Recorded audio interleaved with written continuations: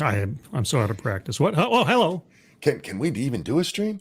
Ladies and gentlemen, welcome to the show. It is Monkey in the Morning. I'm your host, the Ranting Monkey. He's Scribe. Say hi, Scribe. Hi, Scribe. Scribbles, my friend, how have you been?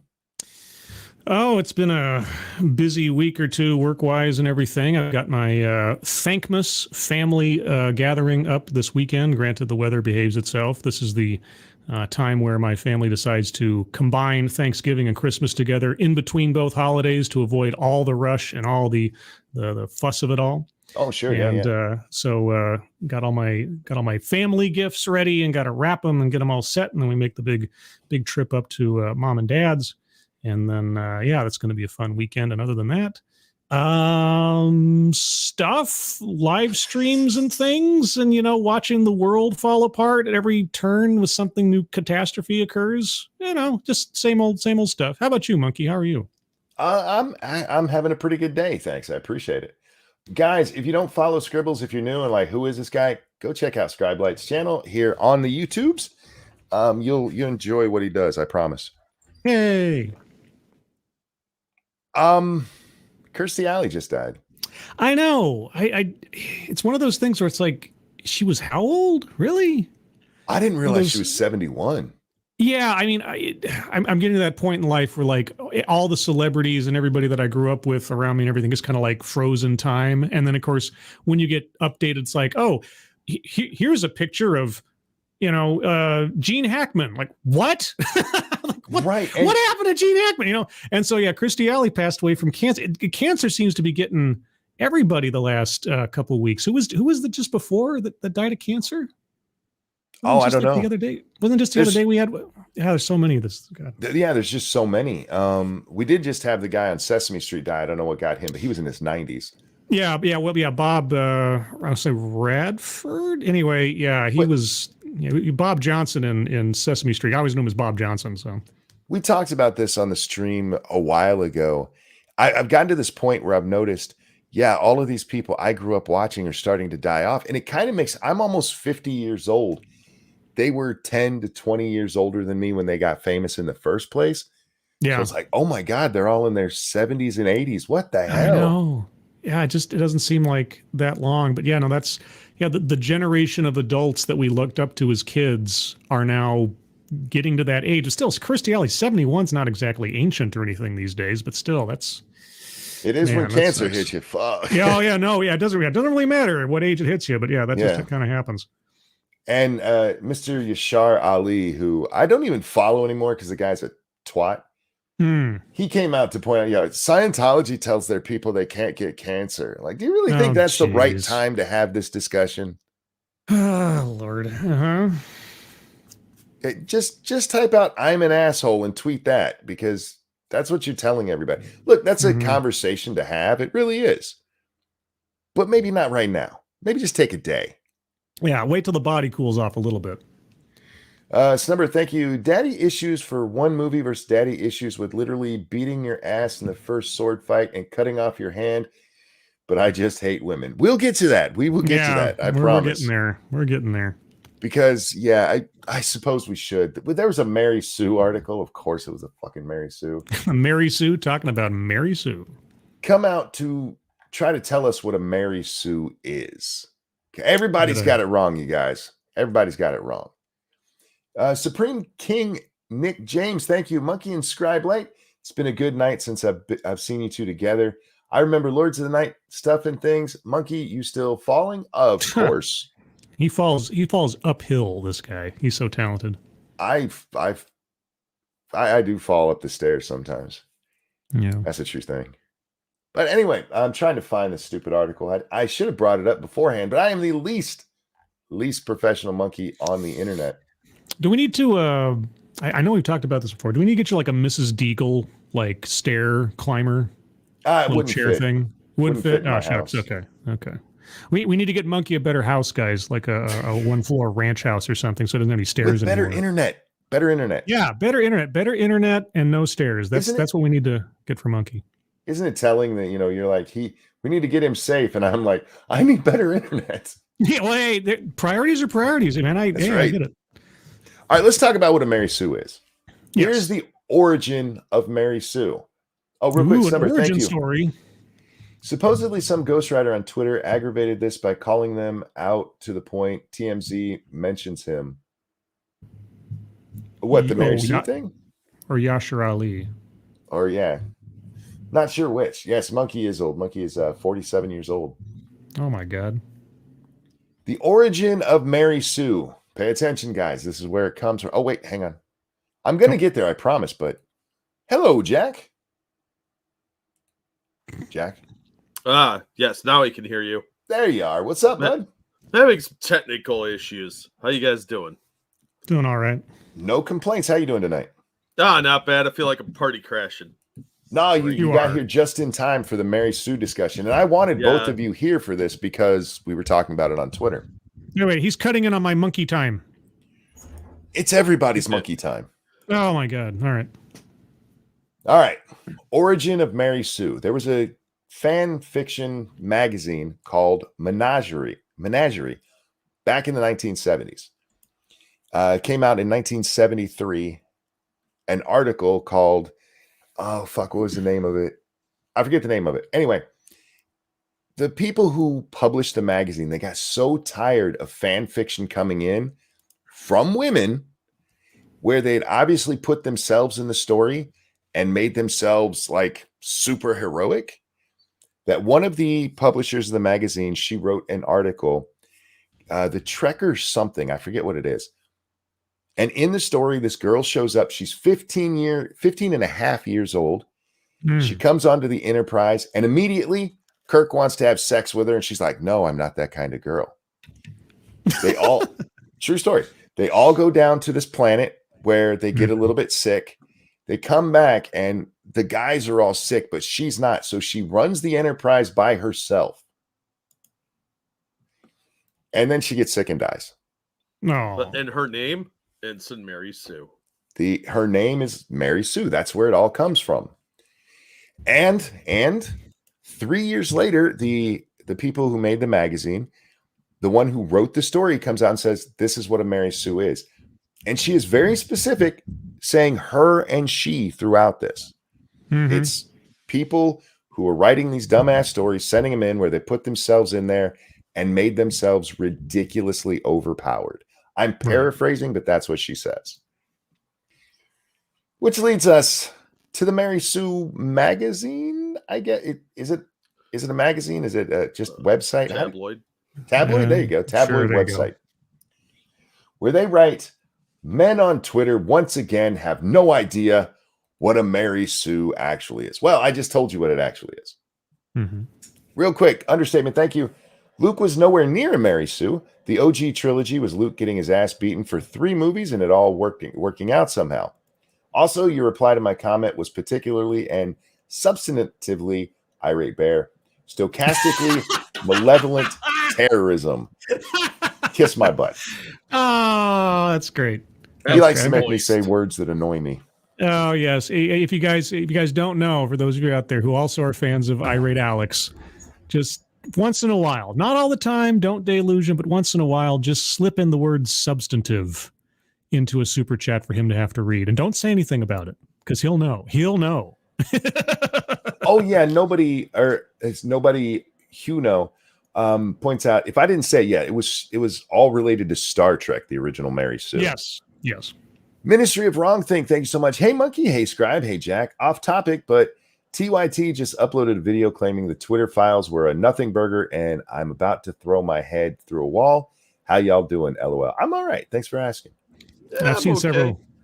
Yeah, I'm doing good. I saw several people saying it was a nothing burger. Oh, yeah. Tons. Save for the fact that it literally confirms everything that people were saying were conspiracy theories and bupkis earlier. But aside from that, it's a nothing burger. Yeah, that's fine. And just because Katie Hobbs may have messaged Twitter several times to get them to take down information they didn't like, and she just certified her own election, there's nothing to see there. That is obviously nothing. But real quick, thank you, Cult of Krill. Hi, Jack. Hi, Not Jack. Hi, Other Not Jack. Hi, Cult. How you doing, man? All right. So let's dig into this. Men on Twitter, once again, have no idea what a Mary Sue actually is. Jesus Christ, are we really having to discuss this again? Typical. Yes. You don't have to. You could have let this slide by. could have, but they're women, so they just bring it up again in 2 years. Twitter exploded last night because a self-proclaimed professional ghostwriter, Joshua Lisek, I think they say that, tweeted an extremely long thread bemoaning the state of film and television storytelling because of what he considered to be a preponderance of Mary Sue's. His initial tweet begins like this. Now, this is MSN republishing it, so the tweet is missing. Oh. I don't know why. do you have it? I don't. Oh, but where's the Mary Sue article? The problem is with my internet, the Mary Sue causes problems where the MSN article doesn't. But it's kind of irrelevant to the point I want to make in this. If you want to pull it up, that's cool. But then it says, he goes on to define a Mary Sue as a female protagonist who can overpower foes with ease, but without the backstory to explain her personality, values, agenda, or those abilities. I think that's a pretty good definition. That's a fantastic definition. That's like spot on. Okay, so here's the tweet. Can you hear me? Yep. You're breaking up a little bit. Of course, because I'm using internet. Ray Galadriel, Captain Marvel, Bo Peep. Why are modern female heroes so unlikable? And what does that mean for us professional writers? It all starts with Mary Sue, and then goes on. All right, so he names 4 Mary Sues, and what does it mean for us writers? That's fine. I have no problem with I've read anything that this guy said so far. Where are we at? And then proceeds to say that making your female protagonist a Mary Sue botches the hero's journey, because it does. Because it makes them unlikable, and therefore they actually are the antagonist. And you can't have a good story when you're following an antagonist. Am I right, boys? Well, you can, but not if you painted them as the hero. And I disagree with that part. I don't think it turns them into the antagonist. I just think it turns them into boring. Yeah, they're unlikable. Some are. Well, look, it depends. I don't think Ray was really unlikable. That's because the actress was relatively good. Most Mary Sue actresses are not that compelling. Look at that woman that played Batwoman. The black chick. She was a flat actress. Same with Brie Larson. They always look angry. The Mary Sue characters always look mad. Snubber, thank you. This is the ghostwriter I referred to, I believe. He got courts up the ass for his tweet thread and none too flattering. Quote tweeted, I'm guessing. You can't have a good story when you're following an antagonist. The tweet quickly gained thousands of quote tweets and replies, with some other male writers agreeing with his analysis, but most quickly eviscerated his thread with many, many delicious dunks. Now, this here leads to a tweet thread. It's a really stupid tweet thread. It's a basically a woman. Why you guys keep calling this Mary Sue's? She says that she wants to go back in time and stop the Trekkers from changing what a Mary Sue is. The people who literally gave it to us. She wants to go stop them from changing what it was. You mean inventing it? Yes. But no, in her world, Mary Sue's existed before that. I don't know why. She gives no examples. I've never seen any examples. If you look up the origin of Mary Sue, it'll give you what I just told you. Mm-hmm. But anyway, somehow the Trekkers appropriated it. She goes, because he was wrong, actually hilariously wrong on many levels. First, let's remind ourselves of what a Mary Sue actually is. Actually. All right, strap in, fellas. She's tipping her fedora here because it sounds like it. I can hear it in my head. Mary Sue is a pejorative term coined by female fanfic writers to describe a protagonist of any gender. No, liar. Sorry. Of any gender that was clearly the author inserting themselves into their favorite stories in order to achieve some sort of wish fulfillment. It was women. Can be, but not necessarily. Well, again, the origin of it, the writer, the person who fucking wrote this was very clear that it was women. Well, there's actually two different terms here. I mean, there are self-inserts, and a self-insert all by itself does not necessarily mean you're a Mary Sue. True. As far as I know, that's a term, I believe it's called a Tuckerism, where you're inserting some real person into the story. Like a friend, like you take your friend's name and put them in there, or represent them in some way. But that doesn't necessarily. Mary Sue is about a character, or I should say, lack of character development, and nothing but accomplishment. Doesn't. I mean, it can be applied to any gender now, but that's not where it originated from. No, it didn't. And let me remind you. And she gets it wrong. Well, she doesn't get it wrong. She flat fucking lies. Yes. Real quick. Thank you, Keldrick. Has Scribe finally linked himself to our AI overlords? Also, Monk, check your labs. Oh, god damn. Is it not going off tonight? It never goes off. What are you talking about? It went off earlier. No, that was a trick. That was to trick you. It's loading up. Sorry, guys. I don't know why it does this. Thank you, Keldrick. What do we call this crossover event? Lords of the Morning, Monkey of the Night, or Monkey in the Night. Remember, at one time, this was Monkey in the Night, Monkey in the Evening. I had several of these before I started, but it's not a crossover event. It's just good friends hanging out, having a discussion. How about Monkey of the Light? Ooh, that makes me sound like Gandalf. I was about to say you're like Gandalf the White. Yeah, Monkey of the Light. There you go. Somebody, I need like a comic book cover of whatever that looks like to you guys. Give me like an AI generated thing of Monkey of the Light and send it to Monkey. The Mary Sue is usually unique or powerful in a way not normal for established universe, but more importantly, the other canon characters would become immediately enchanted or obsessed with the Mary Sue, and their journey would become the central plot of the story, regardless of whether or not it made sense with the actual lore. How is that not Rey? Mm-hmm. Can somebody explain to me why Rey has such a connection with all the other characters? She's barely even with them. Yeah. She can fly the Millennium Falcon. She can use the Force. She can use a lightsaber in combat. There was, I've talked about this before, but one of the things that I hate the most about the Disney takeover of Star Wars was their vetoing the expanded universe. Just vetoing. And there was some lore about lightsaber combat. And they put in a thing about why it's so difficult for people without the Force to effectively and safely use a lightsaber in combat. And what do they call it? Was the gyroscopic effect, because the blade has no weight. It's a lightsaber. The blade has no weight. And so actually all you're actually feeling as a regular person is just this hilt in your hand, and having a sense of where the blade is in relation to the hilt is not as easy as if you had an actual sword with a weighted blade at the end. And so part of the utility of the Force is it gives you that sense of orientation, whereas most people would have a hard time with it. I mean, a person without the Force could still use a lightsaber, but they couldn't use it nearly as effectively or safely as someone with the Force. And so, but she just like, oh, well, I already know how to use the Force, so I just use a lightsaber. I get your point there, especially like with the fight at the end with Kylo. He should have killed her quickly. But before we ever get there, she uses the fucking Jedi mind trick. I know. This is the whole thing. I know there's more to the article here, but really, we're not even get to not at Luke yet, but it's this strong female character stereotype, right? Now, I'm going to put something very simple out there.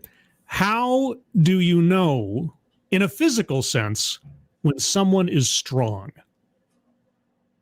Now, it has to be tested. There has to be a test of strength. You have to lift something. There has to be an obstacle. There has to be a challenge. There has to be something to overcome in which your physical strength shines through. You're not just strong because you're strong. You have to show it.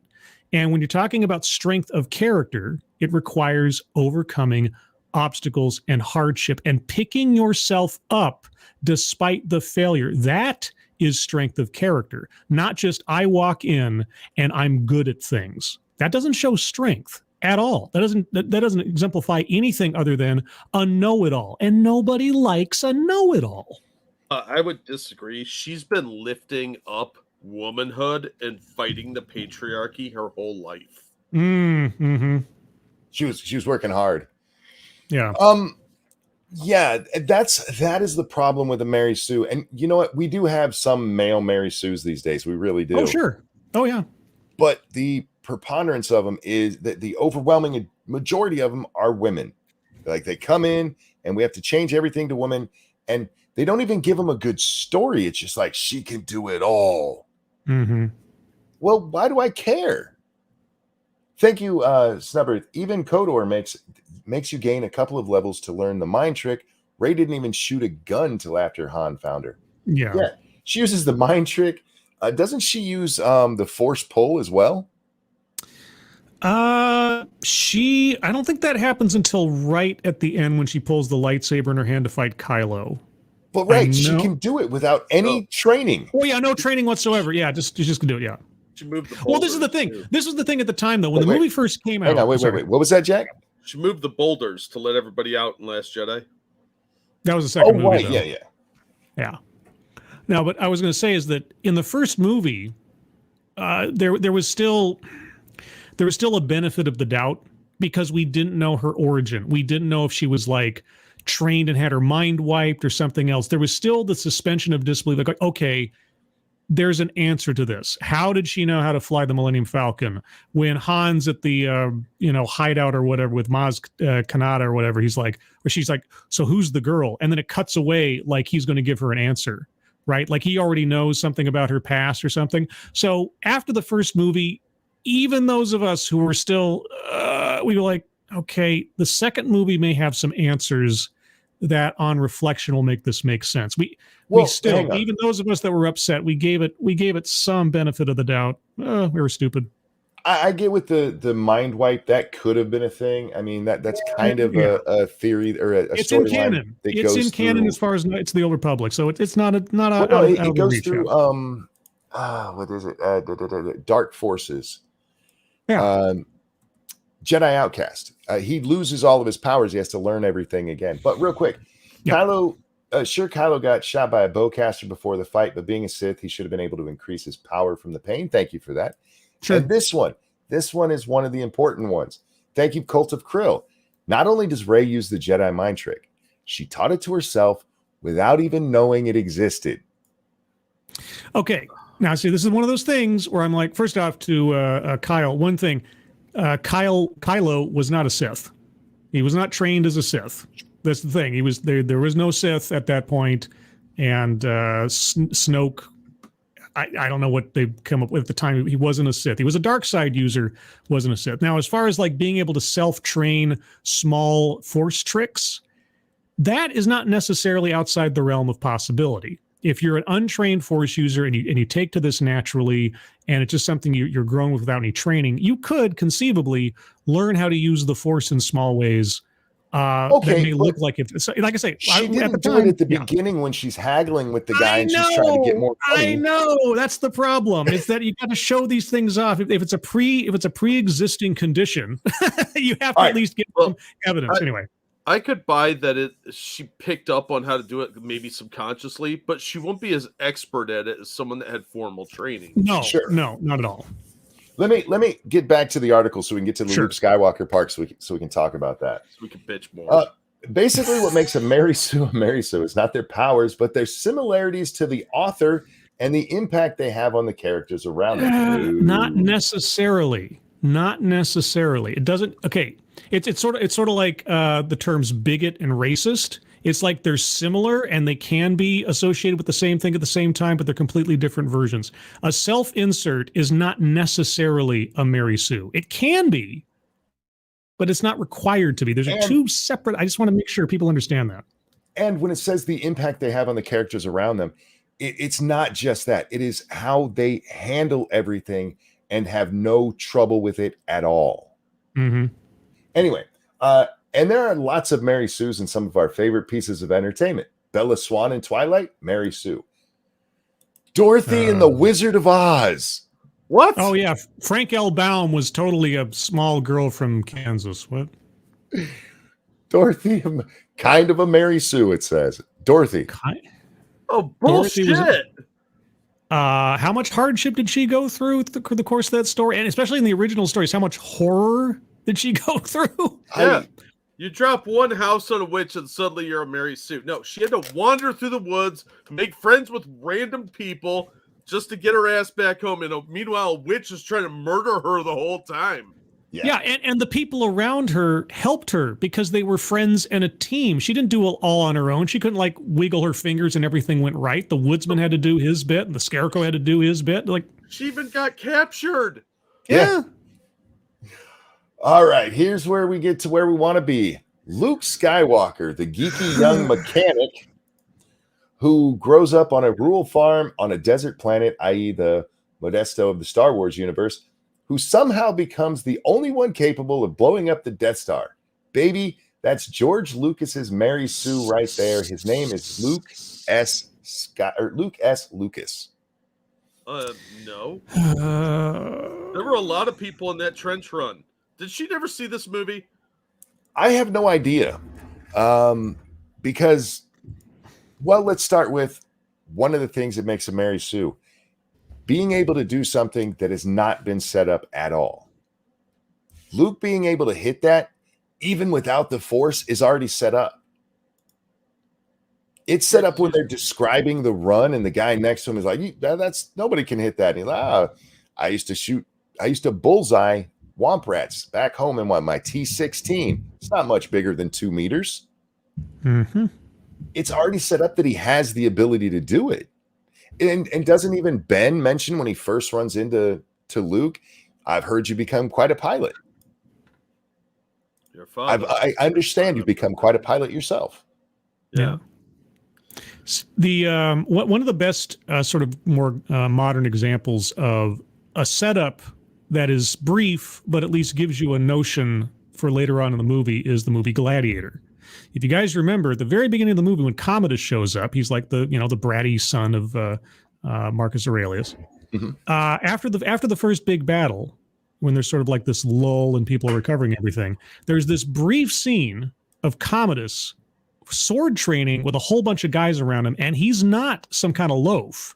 He knows what he's doing, or at least looks like it. Mm-hmm. Now, that's a setup. You don't see him fight or do anything particularly martial again for the rest of the film until the very end when he's got to fight Maximus.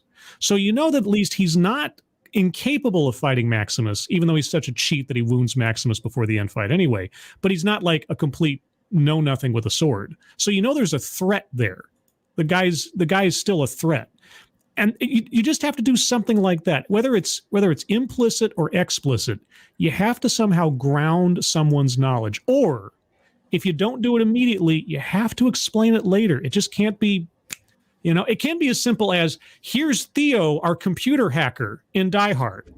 That's it. That's all you need to know, because that's his purpose. Everybody else has their purpose. He has one purpose in this thing, and you don't need to give him much explanation. You told everybody what his job is. You have to at least do that, though, at the very least. Yeah, you need at least a line of dialogue to explain it, to set it up. You're completely right.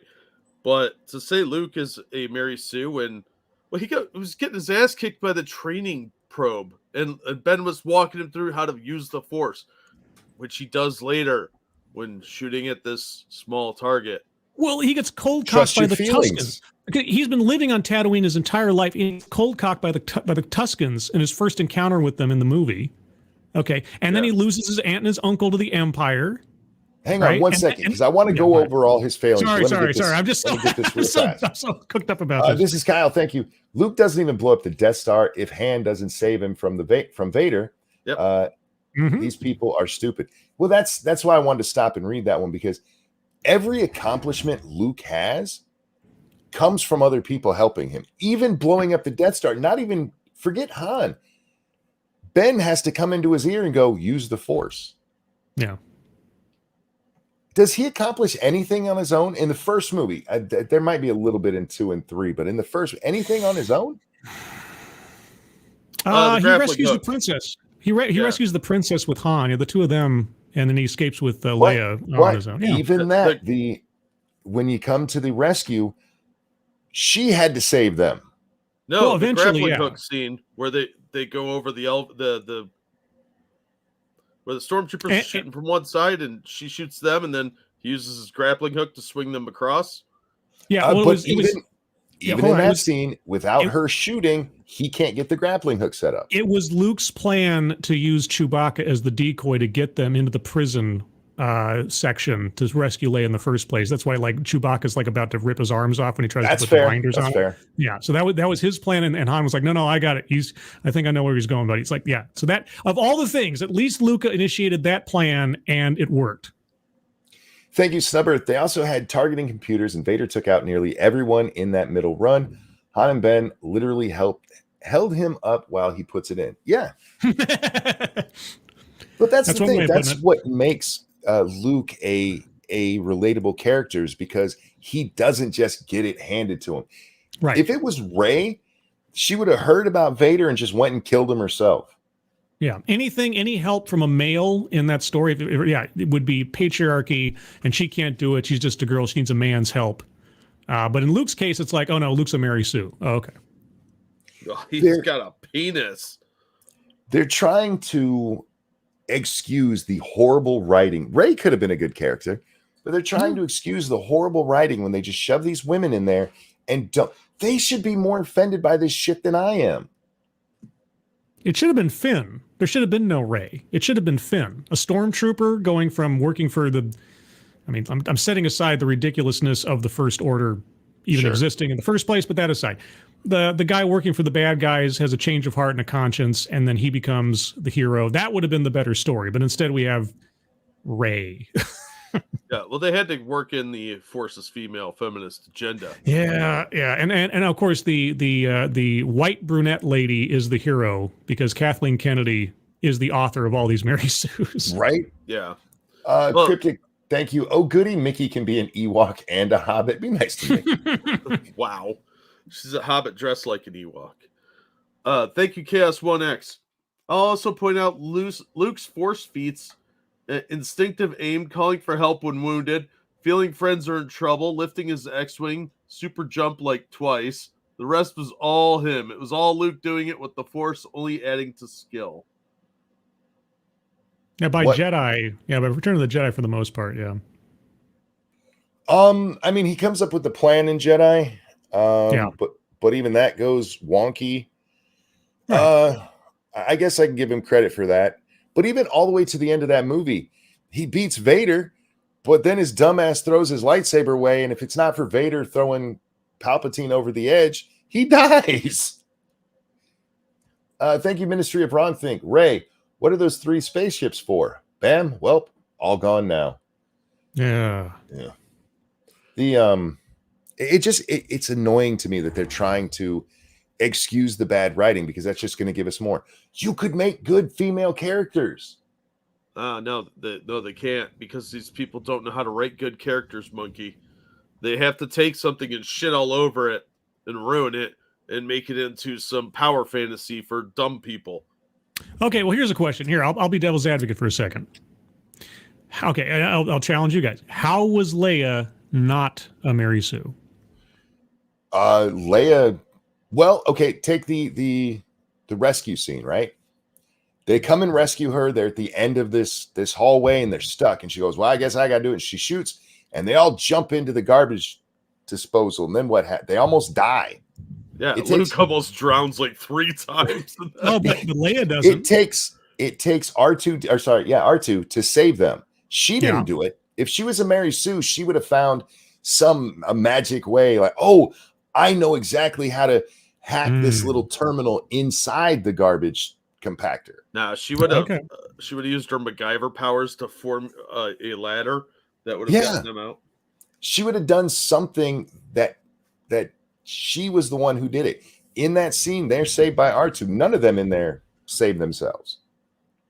Chaos 1X, thank you. No, I'm saying Luke only used the Force in relatively tame ways. No budget for effects like that. He mostly used things normal people could do. Oh, that's fair. And Corey, thank you. Let me just turn my hypership into a missile. Oh, yeah. Vice Admiral Gender Studies. Yes. God, you also got to remember that the idea of using the Force back then was, I mean, in relative terms to what they've turned it into because of video games and the sequel series and everything else. Yeah, these were supernatural abilities, but they were not flashy. They weren't like Devil May Cry kind of stuff. It was I can jump higher, I can move a little faster, I can have some telekinesis. All the really showy stuff didn't really show up until the prequels. And even then, it wasn't that over the top. It wasn't until you get to the sequels where it's like, what the hell? Yeah, like Luke's big feet. He almost lifted his X-Wing. Yeah. Almost. Yeah, he could force jump a little bit because he did the backflip with Yoda on him. So he had some training in Empire. And I think they really kind of glossed over that until the third of the sequel trilogy, The Rise of Skywalker, when they had to write that shit in because they were like, oh, I guess people are bitching she's too powerful. Yeah, and Luke constantly the whole point there is that the people were all helping each other. They were in the fight together. Yeah. You get to the sequels, Rey pretty much does everything on her own. And Luke is by himself quite a bit in the originals. Yeah, he got beat up by a fucking Yeti. Yeah. The Wampa. I mean, come on. He's like supposed to be the big badass Jedi and he got smacked around by Bigfoot. Good job, dude. But like, see, the thing. Yeah, if you look at the first movie real quick, they all are on the Death Star together. They're all escaping the Death Star together. They have a moment that makes sense for at the end, them all to be standing there smiling together. Mm-hmm. You don't get that from The Force Awakens. No, you see, the thing about the thing that drove it home for the first three movies was just because you're a Jedi doesn't, or that you can use the Force, doesn't make you a god. It still makes you a person. And you don't get everywhere just by yourself. You can't do everything. You can't solve everything. That, I mean, in the sense that was the driving force behind Palpatine and Luke. Palpatine couldn't do everything by himself. He had to make everybody do what he wanted them to do. I mean, he's craving power because the Force wasn't enough to get everything that he wanted. Mm-hmm. And Luke couldn't save the people that he loved, or he feared not being able to save the people that he loved, and he wished he could do more with the Force. It was the lack of being able to control everything. But then you go to the sequel series, and there's nothing Rey can't do with the Force or without. She just suddenly knows how to do it, and she doesn't need anybody to save her. She saved herself. And Understatement says it very well here. Luke had to roll for things. Rey just had natural 20. There you go. Yeah, that's a good way to put it. Yeah.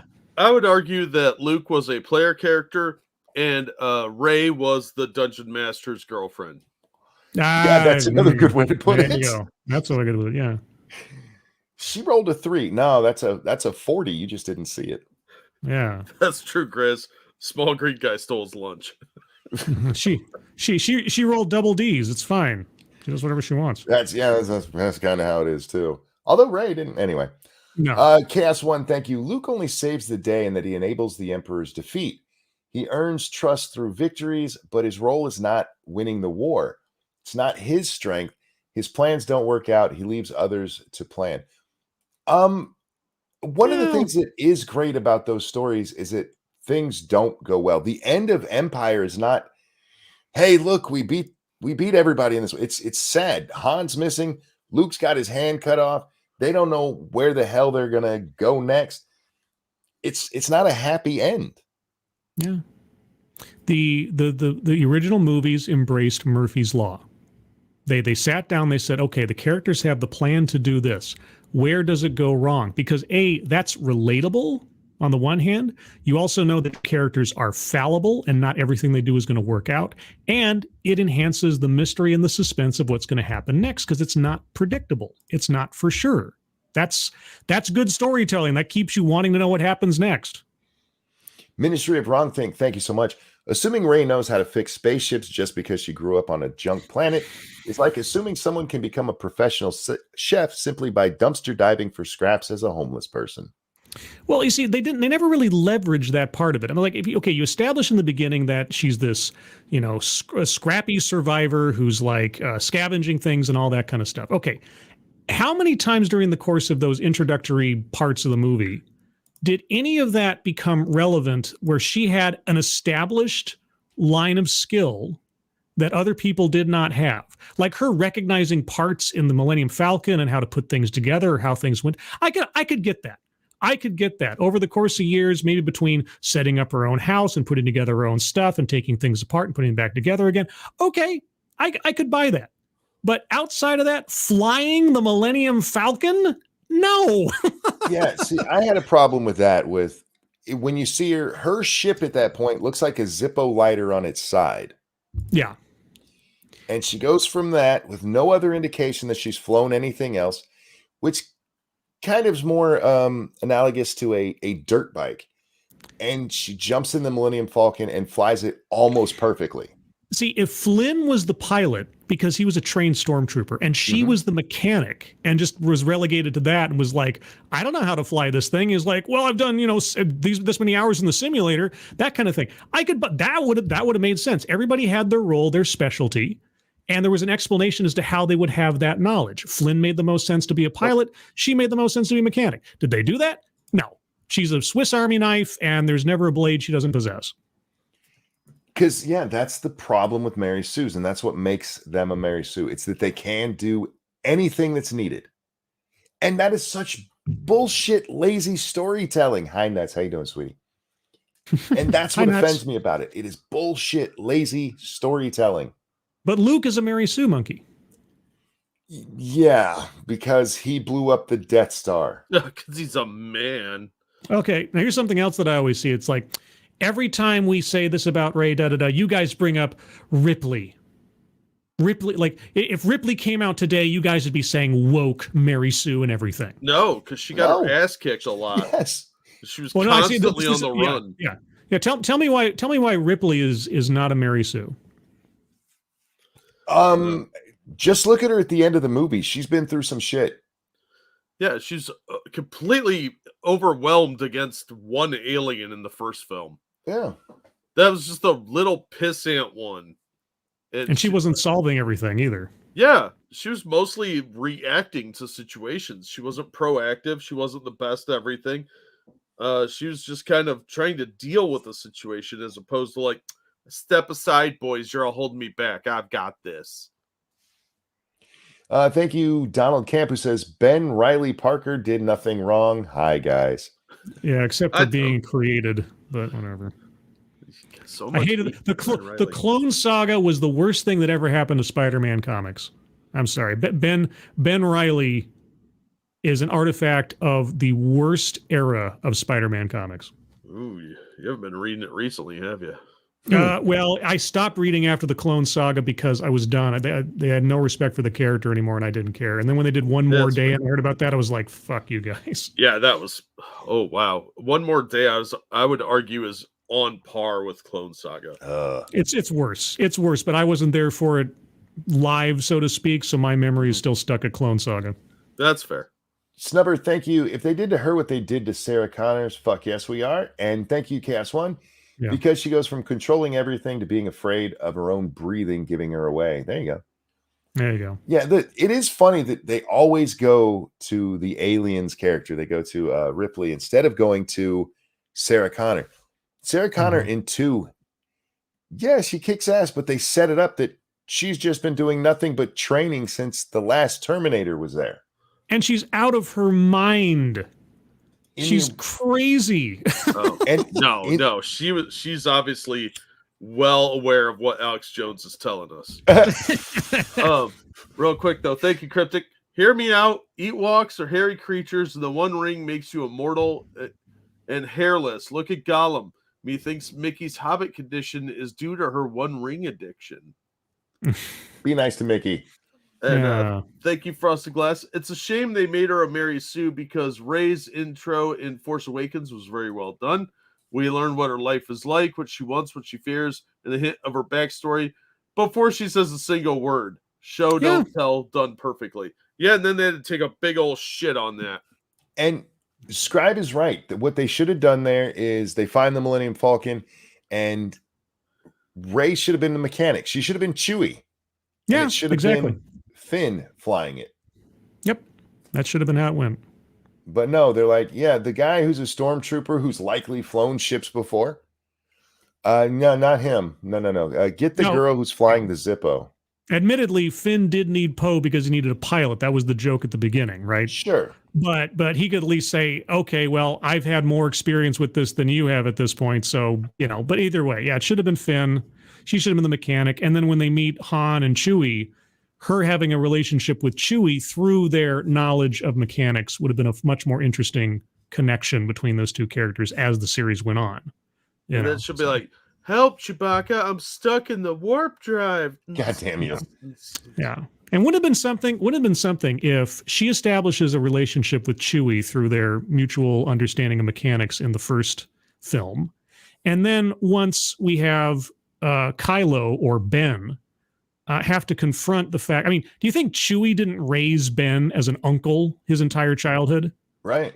Can you imagine what that would have been like if Chewie ended up being some kind of like peacemaker between Kylo and Rey because they both had mutual love for this one guy between the rifts of all the politics and all that? But no, any possibility of having they want to talk, it's all about family, except they didn't give a shit about family in those movies. No, there's so many missed opportunities. I mean, even though the whole setup for The Force Awakens is so stupid. The First Order, the New Republic doesn't give a shit about a giant organization with big triangle ships in the sky getting together. Leia has to try to convince them that it's a problem, but no, they won't believe her, so she's going to have to go off and be the resistance. Like, it made zero fucking sense. That's just part of the overall problem. They're such lazy fucking writers. No, that's an allegory for UFO disclosure. Giant triangle ships. Nobody wants to acknowledge the fact that's going on. Yep. Understatement says the one time you try diversity and it works, everybody was hyped for the black character to shine, and they give it to a basic white woman. Isn't that always the story? Yeah. Not always. They've started giving it to black women instead. But yeah, I get your point. It's so insulting to women. I don't understand why people aren't more offended by this. The Mary Sue, you guys who are trying to reappropriate the term Mary Sue, you should be offended by this shit, because Rey is a classic example. Now, I haven't watched the Ring of Power thing, but everything I know about it, they turned the bitch into a Mary Sue. Well, not only they turn into a Mary Sue, but they take a character who's supposed to be thousands of years old at the time of the story was taking place, who has been through God knows how many different things, and they turn her into a know-nothing, mean-spirited villain. If you actually, I've seen enough clips now. I didn't bother watching the show. I'm not even going to give it any watch time. But I've seen people over and over again who know this character, who know the books, and just show in the series. Here's her torturing this person for information, saying she's going to genocide an entire race of beings, XYZ PDQ for revenge. It's like, do you know who Galadriel is? Let me tell you about this character and just how completely off of canon she is. But even if there was no canon to begin with, you watch this character's behavior over the course of the series. She's leaving people behind to die on her own team because she has to have her revenge. She's killing people, threatening genocide left and right. She's acting like the villain, and people are supposed to look at her as the hero. And like the article was saying, is like the antagonist is the hero. You can make the antagonist, or the what would be otherwise the bad guy, the hero. Okay, you ever watched or seen the play Richard III? Okay, the protagonist of the story is the villain. He's always looking aside at the camera and saying, "I'm going to go do something evil now. Want to watch me?" For those of you that don't know, you can have the antagonist be the focal point. That's yes, yeah.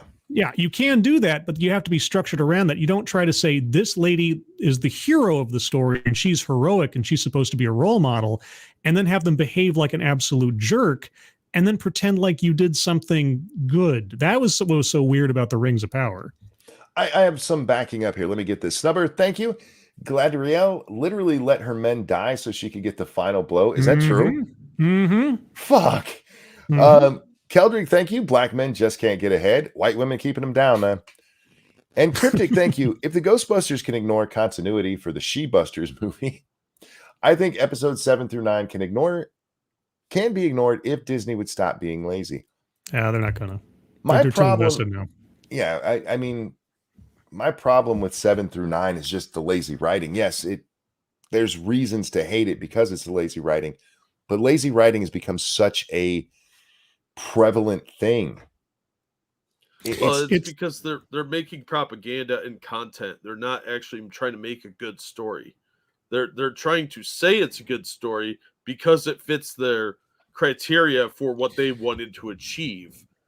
You know, got to have these specific talking points that makes it quote good in their mind. There's one running through line between the three big IPs: Star Trek, Star Wars, and now Rings of Power. Is that at their seeds, aside from Kathleen Kennedy and all the other, you have bad robot. You have J.J. Abrams Bad Robot, and any of his disciples. You got Kurtzman over at Star Trek, and you've got the what's their names over at Rings of Power. They got hired. Those guys only got their jobs because of J.J. Abrams and Bad Robot. Bad Robot and J.J. Abrams had had their fingers in so many of these IP pies for the last 15, 20 years, and they grabbed onto the biggest ones, and they put their laziness, their mystery box bullshit, and just I don't know, the power of personality or something. If J.J. Abrams says this guy's good for the show, then he must be good for the show. That's how those guys got the Rings of Power job. Even though they had no experience running anything like that before, those two idiots were given the largest IP on the planet with the biggest budget in the history of everything. And that's what you get. Real quick, guys, if you're over on Rumble, hit that like button or the plus button. If you're on here, hit the like button on YouTube. And if you're on the Rumble app, give us a good fisting. To Jack's point, though, I hear what you're saying, and we have seen a lot of these people come up. They have no experience writing, no experience directing, no experience producing. Lots of this shit where they just kind of know somebody or, wrote a comic book or whatever. But they do have that scale that, you have to have the same amount of lines for a woman that you have for a man. What the hell's that stupid thing called? Oh, it's the Gina Davis standard. Yeah, but there's a name for it. You're thinking of the Bechdel test. That's it. That fucking piece of shit. Yeah. It's literally something that Hollywood, these people are making the movies like we're gonna apply this. Well, what if it doesn't work with the fucking story you're trying to tell? Well, that's why they stick to having a rough outline of a concept, and then it has to be everything they've listed on their bullet points has to be wedged in there. She's the best. She's the strongest. She does this. She does that. And then you just sort of fit it into a general framework. You don't actually have like a specific outline of story structure because they don't. That's why a lot of these movies don't make any fucking sense. And there's also real quick, I just want to give a shout out. Angry, I see you over there on the Rumble, and I appreciate that you're over there most nights, even though nobody else is there besides Jack. I appreciate it. Oh no, there's somebody else over there. Zan was over there for a little bit. I don't know if she still is. Zan and Bran. I didn't see Bran. He's way at the top. Oh, but the other trend that is an issue, and we see it in the Mario trailer. The concept of Mario when it first comes out is that he is saving the day. Mm-hmm. And if you watch that trailer, it becomes very clear he's not going to do that. It's going to be Peach. The chick who's always being saved has become the savior. Mario's a bumbling fucking retard. Hey, yeah, Mario 2, in Mario 2, Peach was a playing character. You could beat up the bad guys. Yeah, but the franchise is really based around Mario and Luigi. No, what are you talking about? Peach is like the center of all things. What do you mean? She's in another castle. Thank you, Kiev. Smash the plussy on Rumble. That's true. Slap that plussy. Thank you. I just think that we're not allowed to have strong male characters. You'll have women who weigh 95 pounds with no superhero abilities beating the absolute shit out of 250-pound jacked men. They'll just jump up and do that stupid scissor kick, and somehow a woman that barely weighs anything can make a guy flip completely over. Are you talking about Black Widow with her thunder thighs? I might be talking a little bit about her, but she's a little bigger at least. Yeah, it's because she's got the giant cottage cheese thighs, and guys get trapped in them like a squid leg. Yeah. You have women constantly just beat the shit out of men. They're always smarter than men. They always save the day. I get it. You guys got a little tired of the maiden needing to be saved by the prince or the knight or whatever. All right. Could you at least tell a decent story and make it believable? Got tired of all that, storytelling that's been going on for thousands of years that people love. The shit that makes sense. Yeah. Yeah. I've seen two movies recently where one was ridiculous and one was almost believable as far as the female versus man thing. The one that was most ridiculous, and I do not recommend anybody watch this movie. It's terrible. Anyway, it's called Lou, L-O-U, on Netflix. It's, without getting too deep into it, you basically got your classic military sort of retiree individual going up against like, younger combat guys, except that in this instance, it's an old lady. It makes zero sense that she's able to physically take down men that are at least 30 years her junior and like SEAL train and everything. It's terrible. Sure. So that's a bad example. The good example, or the better example, I don't want to say it's perfect. Atomic Blonde. There's a fight. Have you ever seen the movie Atomic Blonde? There's a fight scene in Atomic Blonde in a staircase where Charlize Theron gets the shit kicked out of her, and she doesn't win every punch and every kick against a couple of guys that she has to fight in the staircase. So it's pretty knockdown, drag out, and she doesn't walk away without limping a whole bunch. So it was at least more realistic. There were a couple of very artful cuts that obviously showed a couple of things. But anyway, you can do it. You just have to, if you set it up correctly. But unfortunately, the idea that a full-grown woman, even athletic, is going to be able to take on without any problems or with such precision a full-grown man, unless you get the drop on him. I'm not saying it's impossible if you set it up correctly or you establish the scene, but it's just no, it's not going to happen that easily. I've seen a lot of videos of people getting knocked out. I've seen men knock out men. I've seen women knock out women. You know what I've never seen a video of? A woman punching a man and knocking him out. I've seen that, but the guy was drunk. I've seen that, but the guy was drunk. That doesn't count. I know. I'm just, I like to say, there were extenuating circumstances. I'm saying I have seen it happen. Cryptic over on the Rumble. Thank you so much. Ranting is appropriating name for Rumble donations on this channel. And thank you, Chaos One. On the topic of violence, I love the movie Nobody. Never seen it. Oh, that was great. With Bob Odenkirk. I still haven't seen that yet. Oh, dude, it's great. I mean, it's just a great sort of like a catharsis movie. And Bob Odenkirk, this is Better Call Saul. So we're not talking like Rambo here. Yeah. But that's part of how the movie sells his violence, is that he gets his ass kicked. He kicks a lot of ass, but he gets his ass kicked in the process, and reasonably so. If you guys have any idea or are curious, just look up Nobody Bus Fight on YouTube and just watch that one clip. That'll tell you everything you need to know about how that movie handled its protagonist and him going up against other people. It's really entertaining. They're making a sequel, I guess. Along the lines of what you described earlier, with the strong, independent woman that don't need no man. The TV show The Equalizer. I don't know if you've seen that with Queen Latifah. Queen Latifah, yeah. Oh my God. Yeah. First of all, way to butcher a great show.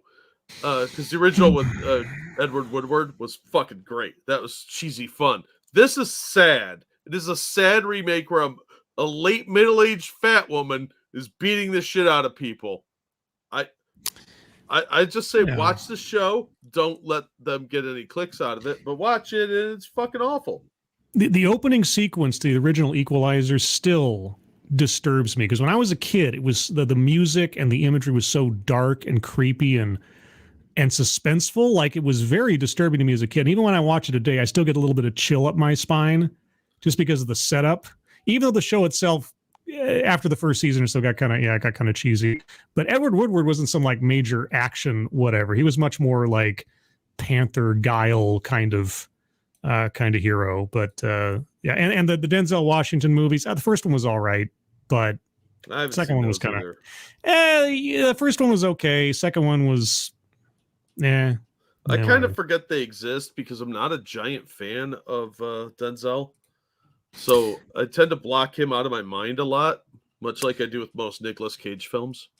I like a lot of his like 90s stuff, early 2000s. I mean, it's case by case basis, but like Training Day is great. What was it? Was it At Close? No, not At Close Range. God, what was that one with John Lithgow? And Man on Fire was great too, but there was one back in there's one with John Lithgow I suddenly forget the name of. It's like Point Blank, or something like some kind of gun reference. Anyway, it's great. Real quick, thank you, Frosted Glass. Also, the woke crowd would never accept their own writing styles if the characters' demographics were switched around. Example, in Ghostbusters 2016, changed the women to white men and men to black people, and now you have Birth of a Nation. That's well, it's just not wrong. Well, in movies, it's perfectly fine for a man to lose a fight. And take Rocky 3, for example. If that were made today, it would be fine for him to lose the first fight and have to go back and win and become you couldn't do that with women. The woman who's the protagonist, she couldn't lose the first fight because you can't let them ever seem like they're anything but super powerful. It's become a horrible cliche in Hollywood. And it's really screwing up movies. It really is. And Ghostbusters 2016 is a great example of being just a shitty property where they're like, let's throw women in there and make it better. How about making it? You could have made a good Ghostbusters movie. Could have, but did they even have a real script? Because I don't think they did. No. No, it was Paul Feig. You see the behind the scenes interviews and things where they were just like, you just bring together a whole bunch of funny people and just let them be funny in front of the camera. So just like improv. And so most of everything you see in that movie is improv and not scripted, and it shows. Yep. Because it's just so.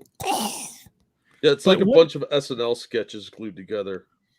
Yeah, what is wrong with, and it doesn't matter which other boy or girl. Why is it wrong to show someone overcoming hardship? Why is that like seen as some kind of like weakening of the character? That's triggering, like somehow that's insulting. I guess so. I guess having to overcome something is like everybody. I just started watching, and I've only seen the first episode, but I was trying to think of like, okay, what's a male? Can I think of a male Mary Sue or someone that could be accused of being a Mary Sue? In the modern day. And I just started watching Reacher on Amazon Prime. All right. Oh, I love that. Yeah, no, it's a great show. But people hear, but here's the thing, guy comes into town and every situation he comes into, he's got insight and he's like Sherlock Holmes and he's solving everything, this, that, and the other. And I kept thinking like, okay, how is this guy not a Mary Sue for this show? Because I just started watching it today and I'd seen the article and I knew I was going to be on with Monkey tonight talking about this. And I haven't seen the whole series, but maybe somebody else here has. And don't spoil it for me if you can help it. But how is that situation not a Mary Sue? I mean, yeah, okay, there's an explanation for why he can do what he does. Like they go through the whole ham-handed exposition of, oh my God, he's got the Silver Star and he was this, that, and the other, and he's a, West Point graduate. And so you got all this backstory that sort of like justifies that. And I suppose you could say, well, that makes it not a Mary Sue because there's a justification for it. At the same time, though, it's like, well, he's kind of walking through the world, not really having a care in the world kind of thing. Is that not just a bit of a Mary Sue? No, and I'll explain why in a second. But first, thank you. I'm glad I'm anonymous who says, can't have the women fight. Have you seen women fight? If she loses the first one, she'd have her hair ripped out and huge gouges, possibly some stab wounds. Thank you so much. No, he's not a Mary Sue. One, as was just said in chat, there is stuff set up in the books that change it. So if you're just watching the show, maybe I can see how you get that. But his training, which is mentioned, and like when he gets in fights and stuff, he's fucking huge. You would expect him to be the one to win. So I don't want to spoil too much of it because I really did. I enjoyed it. I think the end is rushed, but it was a pretty good show. And you'll see later why he's not a Mary Sue. I think the term for a man is a Gary Sue or a Gary Lou. I don't. Yeah, there's different ways it's said. Yeah, I've heard different things, but I know if someone says that character is a Mary Sue, I don't need any other. Yeah, I understand the implication. Yeah. Real quick, thank you, Keldrick. They could have had a point with they could have had a good female-led Ghostbusters movie even, but activist writers hate good writing. That's true. They got to go for the overpowered woman every time. We've seen it time and time again with that last Charlie's Angels movie, Terminator Dark Fate, Ghostbusters. They can't stop themselves. The activists always get their hands in it. Or the fear of it, the fear of the backlash, the fear of the internal Hollywood zeitgeist, social club BS of like, how dare you make that woman do this, that, or the other? They should be this, that, and the other. Yeah. Real quick, Ebony says, so this is the nerd stream? No. What? Us? Look, no. We talked about some nerdy Star Trek and Star Wars stuff, but I mean, it was still the point overall. It could be any character. How dare you call us nerds? Also, Spud Gun wanted me to relay that he sent you a thread in your DMs about the Loudoun County thing, and apparently it might be a little worse than we suspected. Ah, fuck. I'll read it after the show. God damn it. Anyway, there was fuck. I forgot what I was gonna say. You were gonna say Jack's pretty awesome. You are pretty awesome. See? No. Thank you. It was something about the Mary Sue things. I just forget now. Oh well. Okay. Jack is the only nerd on the stream. Well, I'm not saying we're not nerds, but that doesn't make it the nerd stream. Ask me about Vampire the Masquerade. Just we try. don't have time. No, okay. That's a 6-hour stream in the making. Let me tell you about the history of the Vandrew clan. I'm glad I'm anonymous. Thank you so much. Can't be the nerd stream. I think at least one person here has had sex. All three of us have, just not together. Indeed. No, thank God. Yeah. We're penis averse. It's true. You don't want to accidentally start sword fighting, It gets uncomfortable. Accidentally.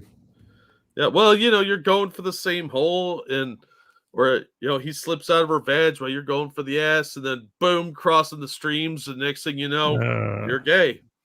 I'm pretty sure that's the law. Yeah, I care only about pork punching the mommy box. Yeah, well, I mean, sometimes beggars can't be choosers, and you're 10 seconds late to the party, and you're down to one option. Tyshawn, thank you so much. I think I know the answer to this, but how did these people get any power to begin with? I know a lot of dudes are desperate, but come on. We'll get to that in a second. And thank you, KS1 says Mage was better. No, Mage was not, no. No, we all know the best of those games was Wraith. Oh, fuck me. But to answer Tyshawn, how did they get this power to do this? The media. Yep. It's what drives it all. They're the ones who decide what is and isn't allowed. Oh, I know what I was going to say.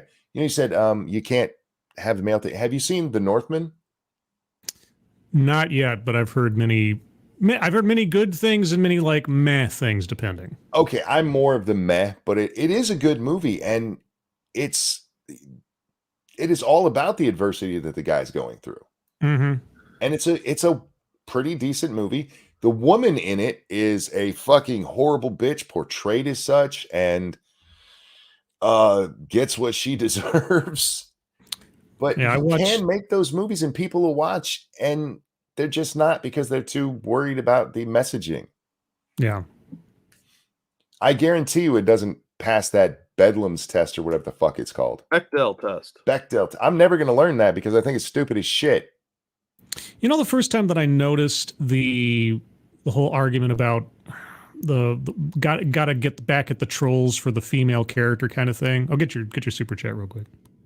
Actually, I have 3 here. Okay, over on the Streamlabs, or sorry, not Streamlabs, over on Rumble. Thank you, Cryptic, who says, "Don't cross swords; it makes your point dull." Ministry of Wrong Thing, thank you. Y'all need to check your privilege and let the whammons get everything unlearned.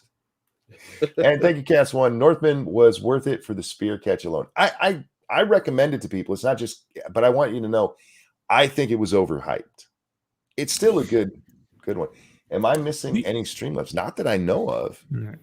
The first time that I recall in recent memory, sorry, I missed one a long time ago. Cult of Krill, thank you so much. Yeah, Cult of Krill, thank you. Was Buffy a Mary Sue?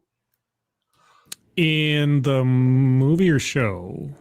In the show, she wasn't, because she overcame a bunch of people died, and she got her ass kicked on the regular.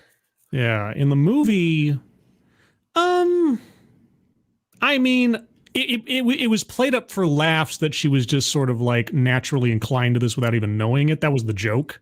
Is like she was the new vampire slayer, and she just had no idea she was a cheerleader yesterday, kind of thing.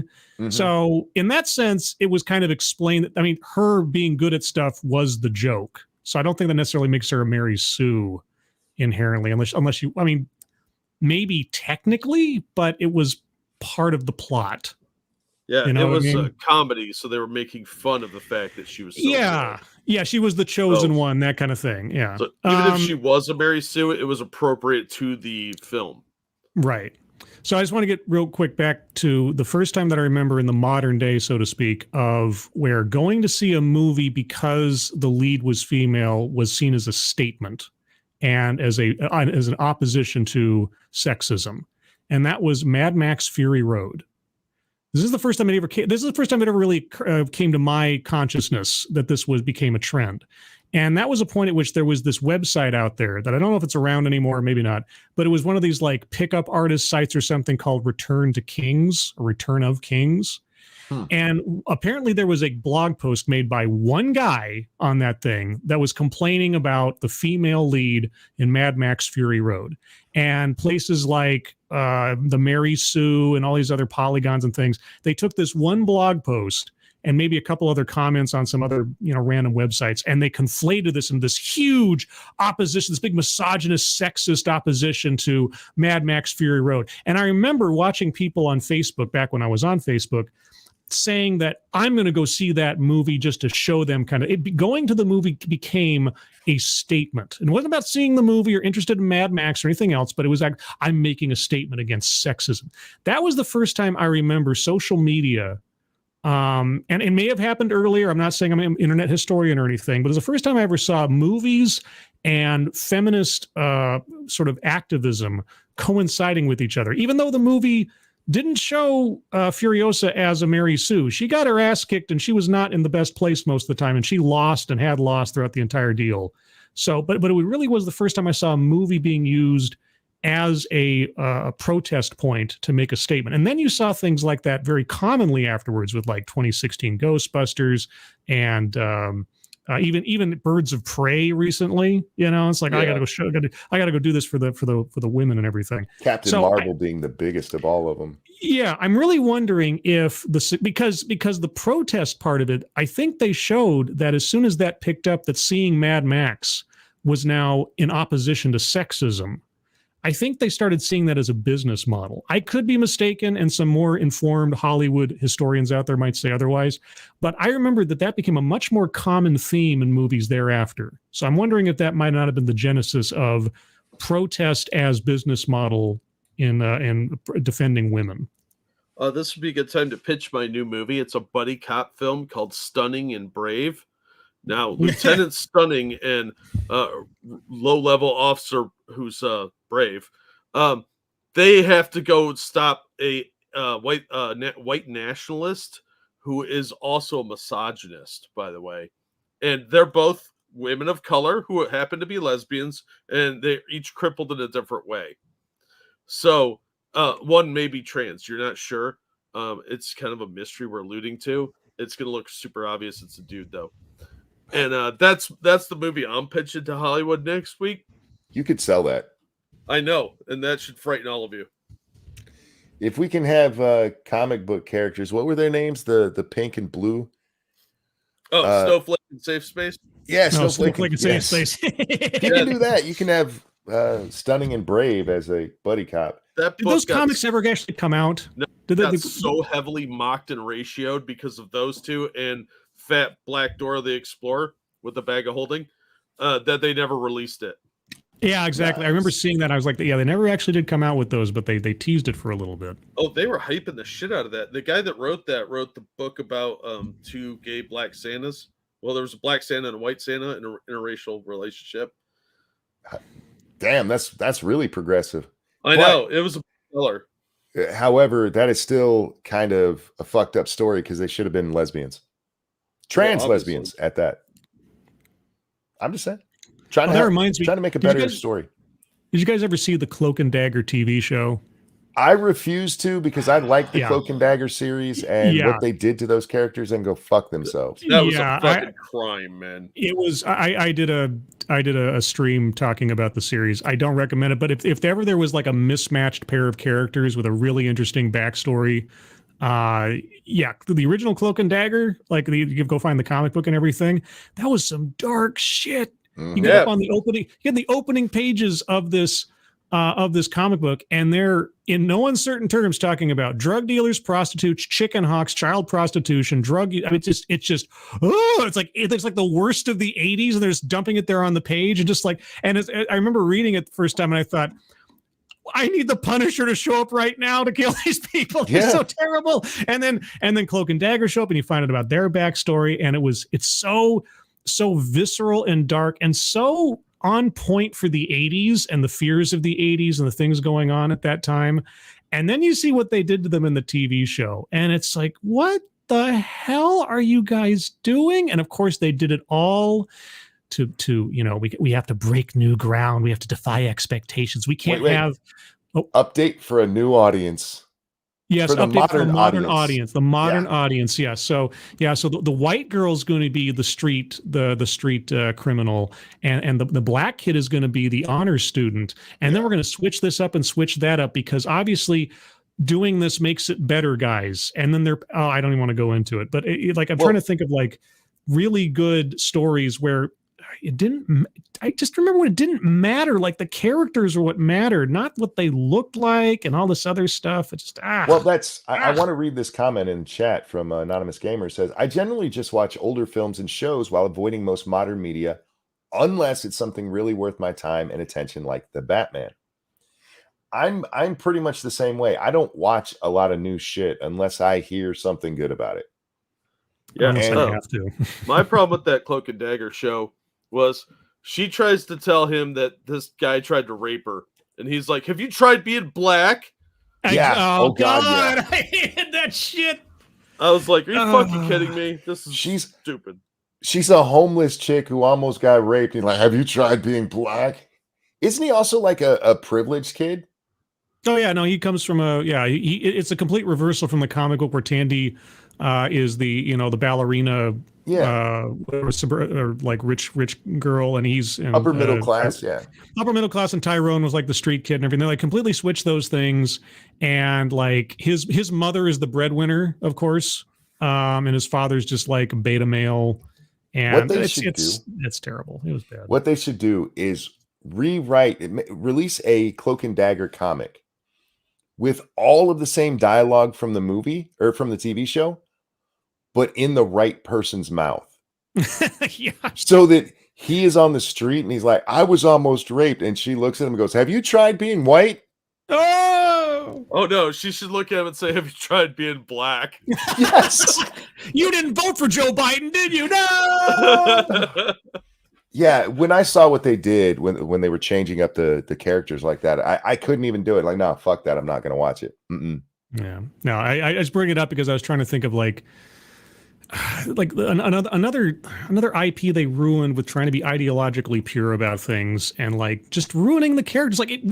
And we say this all the time. Why don't you just make characters of your own and not mess up established characters? You know, why do you have to do that? If you have to make changes, they should be changes that make sense. Like I was talking about this on a stream not too long ago. The Iron Man movie, the first Iron Man movie with Robert Downey Jr. Okay. Mm-hmm. I own a copy of Tales of Suspense number 39, the very first appearance of Iron Man. I was given this by my grandfather. It was a stack of comic books my dad had as a kid. And in the stack of comic books, among several other things, first appearance of Iron Man. I still have it, thankfully. But anyway, before I knew any better about how to take care of a comic book, I read that thing backwards and forwards several times. So I knew the original origin story of Iron Man. And by the time the movie came out, and I saw the movie, and I saw all the same plot points hit, the only thing that they changed was basically the time period and the physical setting of the thing. But the story was adhered to practically note for note. And I was so happy. It was one of the most gratifying things to see because I thought the people that made this love this character. They love this character and they appreciate what it meant to make that character what he was from his established origin story. Mm-hmm. And that's why I had so much faith in the Marvel films from then on, up until relatively recently, is because they stuck to that notion. And they just don't do that anymore. It's like, oh, well, we got this thing. We have to change it up, for a modern audience. I know better because I'm here now, and the people that made it don't know what they're talking about. When you're talking updating for modern audiences, it would be weird to have a movie set in today and somebody not have a cell phone.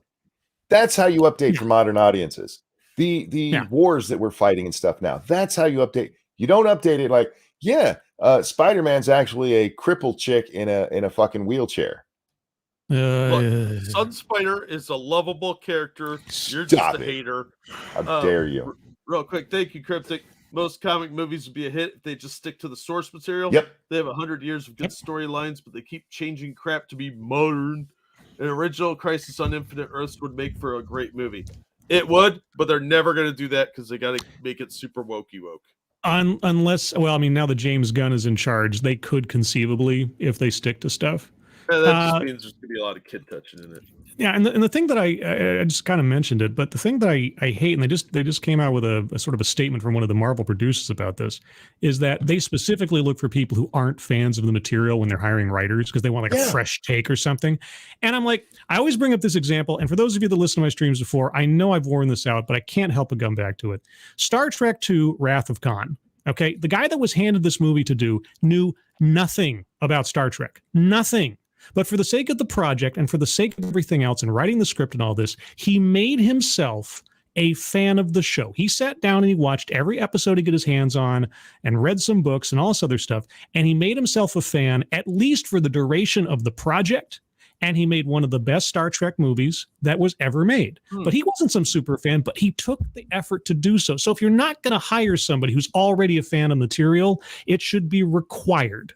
It should be required that they take the time to become a fan and familiar. Because when I hear after the fact that the person who was the showrunner for the Wanda series, WandaVision, didn't know who Mephisto was until after they were done with the show, I'm like, oh, well, that explains everything. Just for an example, within comic book movies, look at the original introduction of Deadpool versus Ryan Reynolds' Deadpool. Yeah, no shit. Real quick, got a couple of these real fast. Ministry of Wrong Thing, thank you. The daughter from Everything Everywhere All at Once was an Asian lesbian played by an absolute nobody actress, yet I still came out not only liking the character, but wanting more from the actress. That's how it should be. I haven't seen it, but I'm glad you got a good experience because most movies aren't like that. Snubber, thank you. They did a CW series of Crisis, and Jesus Christ, don't ever let them touch Crisis again. Oh, yeah. I saw bits and pieces of that. I mean, it was one of those crossover events, and some parts were more interesting than others, but it was a big... Yeah, God, the CW. Oh. It was CW's version of the Dark Phoenix saga. Oh, God. Thank you, understatement. Speaking of updates, I will never accept that fat Indian nerd Flash Thompson or fat Ned Leeds. Yeah. I had someone try to convince me that he was the new face of bullying. Stop. Jock still exists. Just give him a Twitter and don't get me started on activist bitch MJ. Yeah, I hear that. I know why those characters are the way they are in the movies, and it's a contractual thing. I can explain it if you want to know, but it wasn't necessarily the choice of the creators. Sony wants to retain the original versions of those characters for their own movies. Okay. That's why they allow the names or the implications, MJ, of characters to show up in the Marvel movies, but on the long game plan, they want to retain the actual originals and the licenses there too, and appearances and otherwise for themselves. That's why you get these weird alternates. I hear you, okay, but as was said in chat, Ned didn't have to be fat. Yeah. They let you have Flash Thompson the name. Okay, you can't have him looking like he did in the comics. That's fine. Yep. You could have even hired an Indian guy. Mm-hmm. Hire a bigger one who actually can be a fucking bully, because that's who and you guys had to turn it into what? The chess club, some media club, whatever it is, and they made fun of him for that instead of it being the football player who shoves you into a locker. They actually had to change what made being a nerd a nerd. I'm gonna. Uh-oh. Did he just cut out? I think he did. Talk right now. I'd have sex with Zen. You cut out for a second. You can't. You cut out, and all we got back was I'd have sex with Zendaya. Yeah, that was the entire thing. I'd have sex with Zendaya. Okay. I'm just throwing it out in case she's listening. Fair enough. Yeah. But when this is a true story. Me and Lady Monkey went to watch that movie, and when she says, "Oh, by the way, my name's MJ," I said out loud, "Bullshit." Yeah, I know. Me too. I was like, no. Luckily, there were only like 4 of us in the theater. There were no kids there. It wasn't like opening day. I was like one of the fuzzy aliens on Sesame Street. Nope. Only good Spider-Man to me was cartoon from '94. All of the Spider-Man movies have issues. We discussed this last night, right, Jack? Yeah. Was it last night? Night before? Night before. Yes, somewhere in there. So if you want to see more on our Spider-Man stuff, you can head over there. But they all have issues, but they're not horrible. No, some are better than others. I think it's perfectly obvious Nicholas Hammond was the best Spider-Man. Oh yeah, no, he was. He was. He was the Spider-Man I was introduced to as a kid, and I still remember how the song went when he was like climbing. I was going,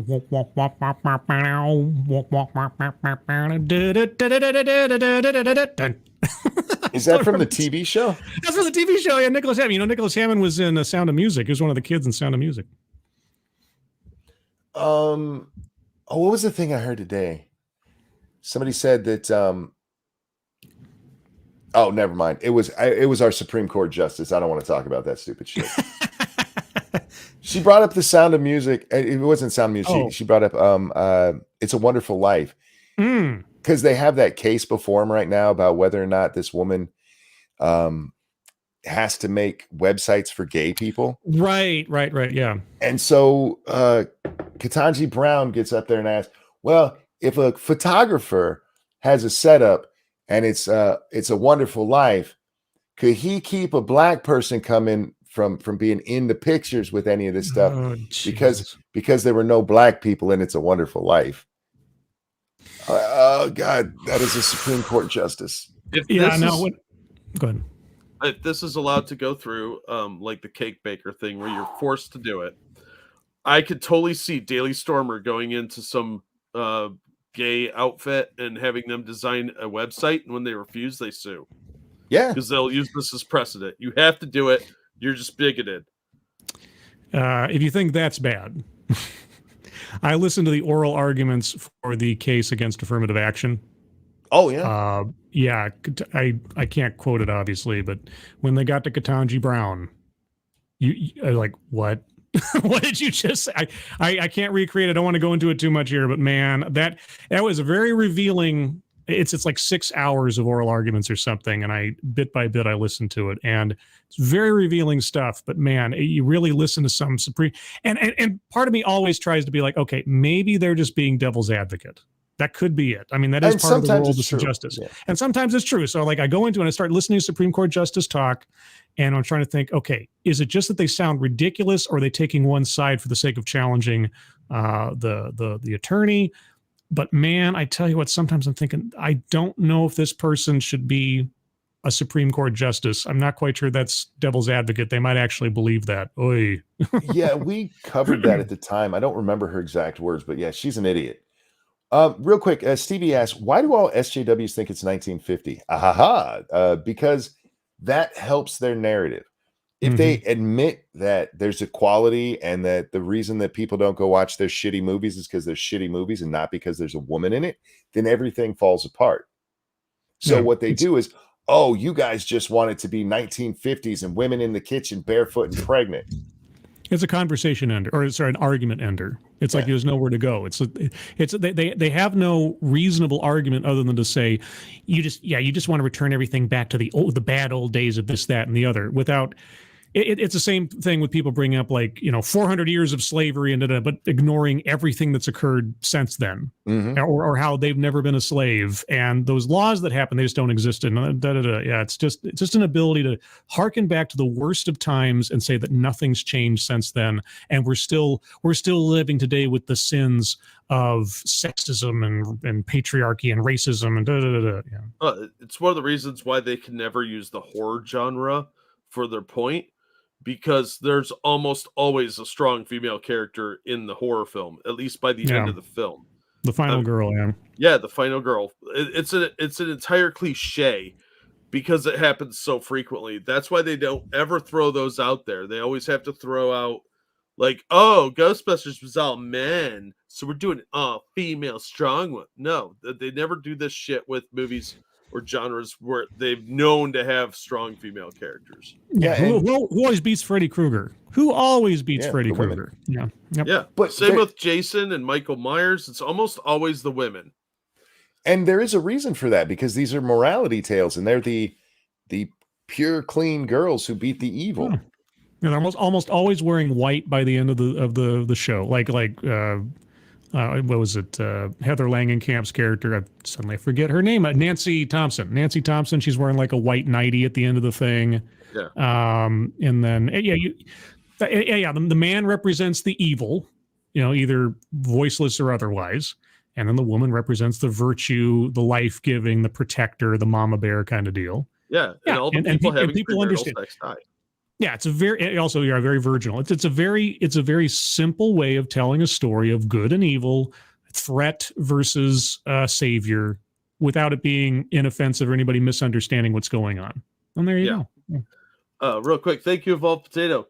You know what was good comic book movies? The DC straight-to-video movies. For some reason, they're the best they ever made. Yeah. They have a lot more leeway that way. Yeah. Mystery has a question for us. He says, what about the 50s was so fucking bad? One man could raise a family of 5 comfortably on his paycheck. Try that now. Feminism is cancer, and the bitches who espouse it are morons. There were a lot of bad things about the 50s. Yeah, you had the more of the nuclear family. But there was also a shit ton of racism. Yeah, this is before the civil rights. This is before the Civil Rights Act. Before really the sexual liberation movement and actual second wave feminism, which is a good thing, setting aside all the other stuff that's happened since then. The 50s weren't any kind of cakewalk or anything. As for equal rights, for people being treated well. I mean, we're far better off now than we were in the 50s. But and nobody would want to live. Anybody today, even your least activist individual, would not want to live in the 50s. They just wouldn't. It's terrible. And that's why they always point back to the 50s, and it's kind of the point of what we were saying earlier. Things have changed. The problem is we just keep getting pushed further and further and further and further. Once these people hit goals, once activists hit goals, they should stop. And instead, it's like, okay, we got that. What else can we get? Well, that's why they always classified as. That's always why they classified as a lifelong journey. Yeah. It's like, diversity is not a light switch. It's not you just do it. It's a lifelong journey. We have a long way to go. You always hear this, no matter what agenda, what the protest movement is. We have a long way to go. We've made some strides. The revolution can never end. There's a lot of work left to do. Yeah, because we can't risk letting the donation money stop. It always has to be a struggle. There always has to be a fight. We can't let anything look like a win. And as soon as it looks like there is a win, we have to start eating our own to make it look like there's still purity. We have to drum up out of all this evil. Rogue Thought says, "I'll take the 50s family with 90s rights and healthcare." Fair enough. Yeah. The problem is the 50s always comes up when you're talking about sexism or racism. That's where it comes from.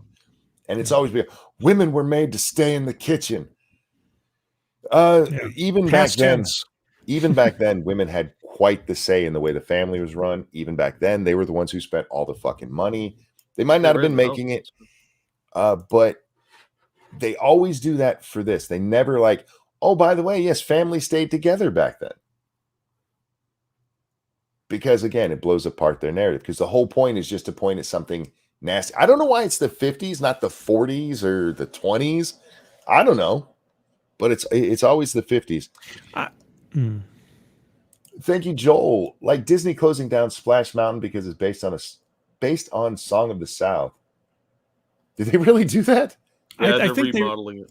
Yeah, they took out a lot of the branding and everything for that. They're going to turn it into some other show. I want to say Lilo and Stitch, but I might be wrong on that. They I know why they don't go to the 40s very often. A, because of World War II, and B, women were the bread maker. They were working. They were actually out there doing all the stuff while the men were away. And it's really hard to criticize a time where guys are out there fighting Nazis and the women were actually doing hard work and jobs back home. So it's the 50s. Once the men came home, that's the stereotypical now the men are taking charge again, and that's why they don't go back to the 40s so much. Well, how about this? Why not the 30s, when the men just had the power and women didn't have it? Flappers. Depression. No. The seeming free and empowered and sexually it's again seemingly sexually empowered women of the 20s and 30s. Yeah. I'm sorry. They're going to the Princess and the Frog. Oh, that's what it is. Princess and the Frog. Jesus. Oh, okay. Could you virtue signal harder? I don't know. What about the Black Cauldron? Bring back the Black Cauldron. Hey, I guess. I mean, we're going from Song of the South to Princess and the Frog. For those of you who don't know why that's interesting, it's because the characters in that are all black and nobody watched it. Sure, why not? Yeah, throw that whole virtue signal out there. It would make more sense to do Moana. Yeah. Maybe. Okay. If you're doing a Or Splash Mountain kind of thing, now it should be Namor. Namor. Yeah. Namor. Ugh. That movie looks ridiculous. It looks absolutely stupid. I get that Chadwick died, so you had to do something. Hire a new actor. Yeah, they should have recast. Well, I mean, they're recasting the Thunderbolt Ross. Now it's going to be Harrison Ford because not John Hurt. Why do I always do that? I don't know. I don't know either. Anyway, I always go to John Hurt. It's not John Hurt. Anyway, the guy who played Thunderbolt Ross passed away, so now they're going to bring in Harrison Ford, and they recast him, but we can't recast the Black Panther, even though I have a feeling, maybe this is just my sentimentality, but wouldn't a professional actor sort of have the sentiment of the show must go on? So Black Panther, the character, is more important than the actor playing them, so you just carry the character forward regardless. Keldrick, thank you. Excuse me, Scribe. The what cauldron? Racist. Oh yeah, exactly. I know, right? If you're trying to help the black community, right? You have this character that a black actor could play, and you're like, nah, bro, we can't do that. How did that help? I don't understand. Like you killed off the character in the movie. I mean, it's not a matter of like, okay, the actor passed away and we're going to put like a memorial to them somewhere in the movie or the dedicated to or something like that. You killed off the Black Panther, the actual character himself. I mean, now what do you do now? Well, you have to hand it over to somebody else. Like, and it's not going to be T'Challa. So T'Challa's dead. Why do that? It made absolutely no sense. The whole idea was to have two kings fighting each other, right? You got the King of Atlantis and you got King of Wakanda. So we're not going to use King of Atlantis because Universal Studios has the rights stuff still. I don't know why Marvel just doesn't buy out Universal's ownership of the Hulk and Submariner. I've never understood why, or why Universal's holding on to those. I guess just because they get free money out of it. I suppose that's probably it. I would do it. I would hang on to it just for the free money. Yeah, sure. I mean, that's why I would be a lot more free with it. I'd be like, yeah, go ahead and do that because it bring in more people. Yeah. But anyway, so, I don't know. They kill off T'Challa, so now we have to hand it over to somebody else. It's going to be his scientifically minded, not really combat-oriented sister, because that makes sense. But she's not going to be leading Wakanda. She's not going to be the leader or the queen of Wakanda, even though the Black Panther mantle is handed off to the King of Wakanda or his direct descendant in this case of T'Chaka basically being too elderly for it. Now the other guy is going to be the King of Wakanda, and Shuri's just going to be an enforcer, something. I don't. Black Panther. Real quick, tall person. Thank you, Scribes, on this episode. Dang it, I'm missing a really good one.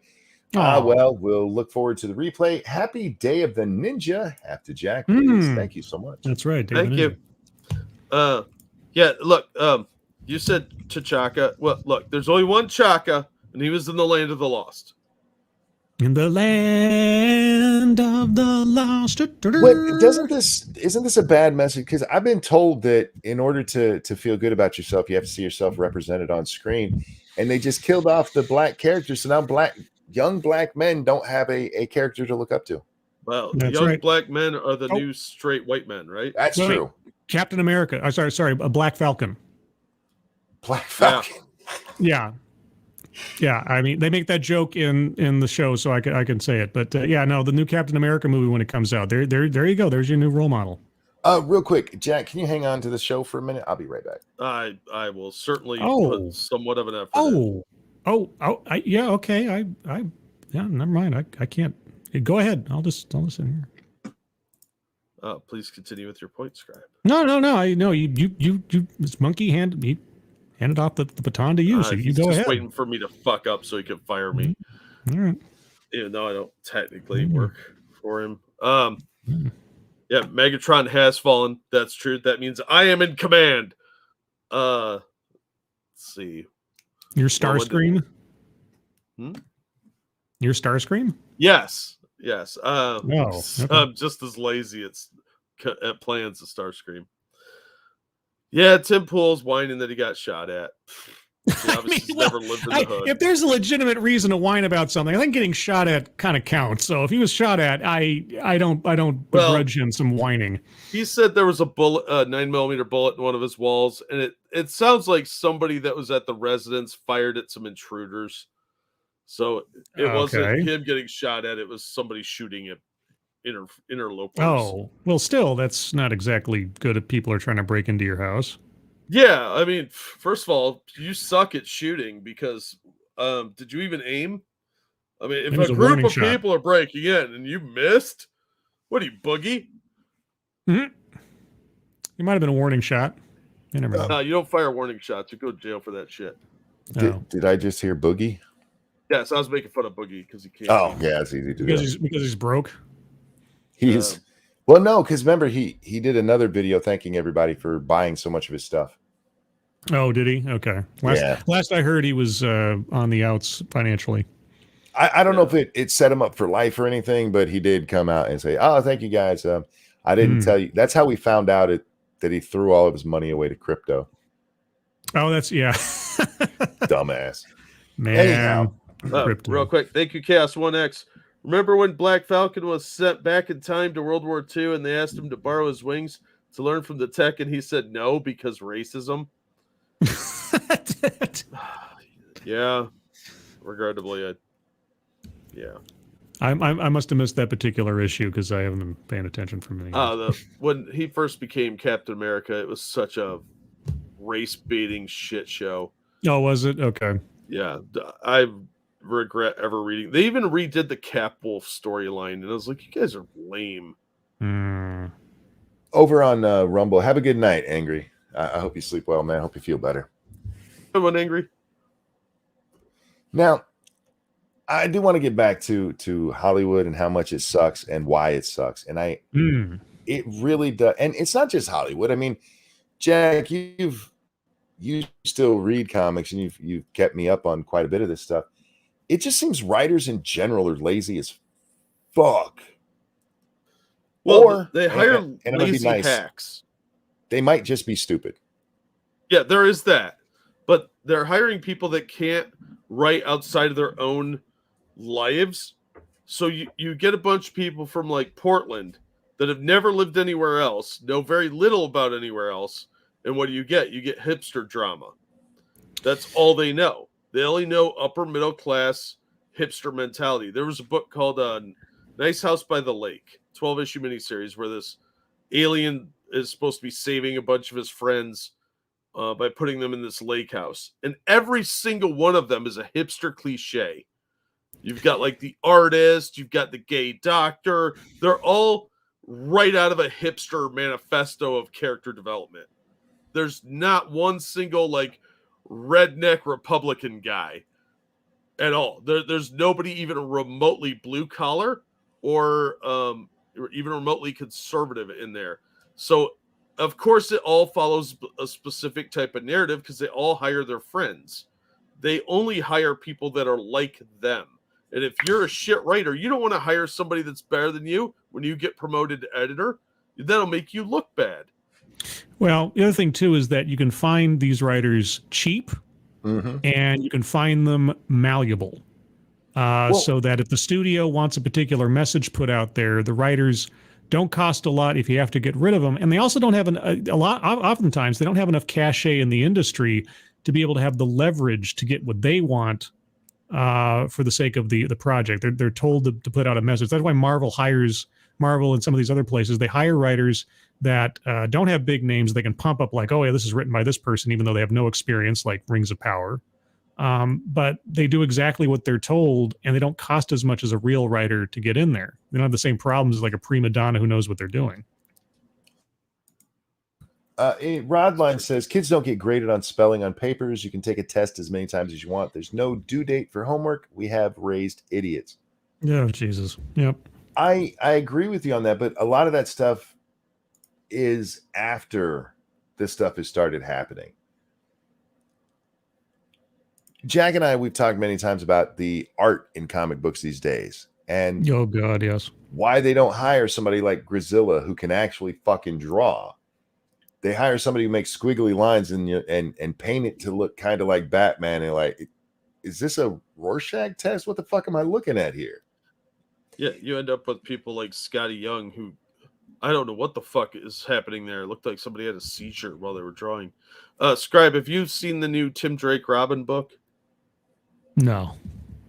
Oh god, the art is. I mean, I might have seen. I see screen captures of comic panels all the time from DC, Marvel, and elsewhere. So it's possible I've seen images of it. I just didn't know to relate it to one particular magazine or another.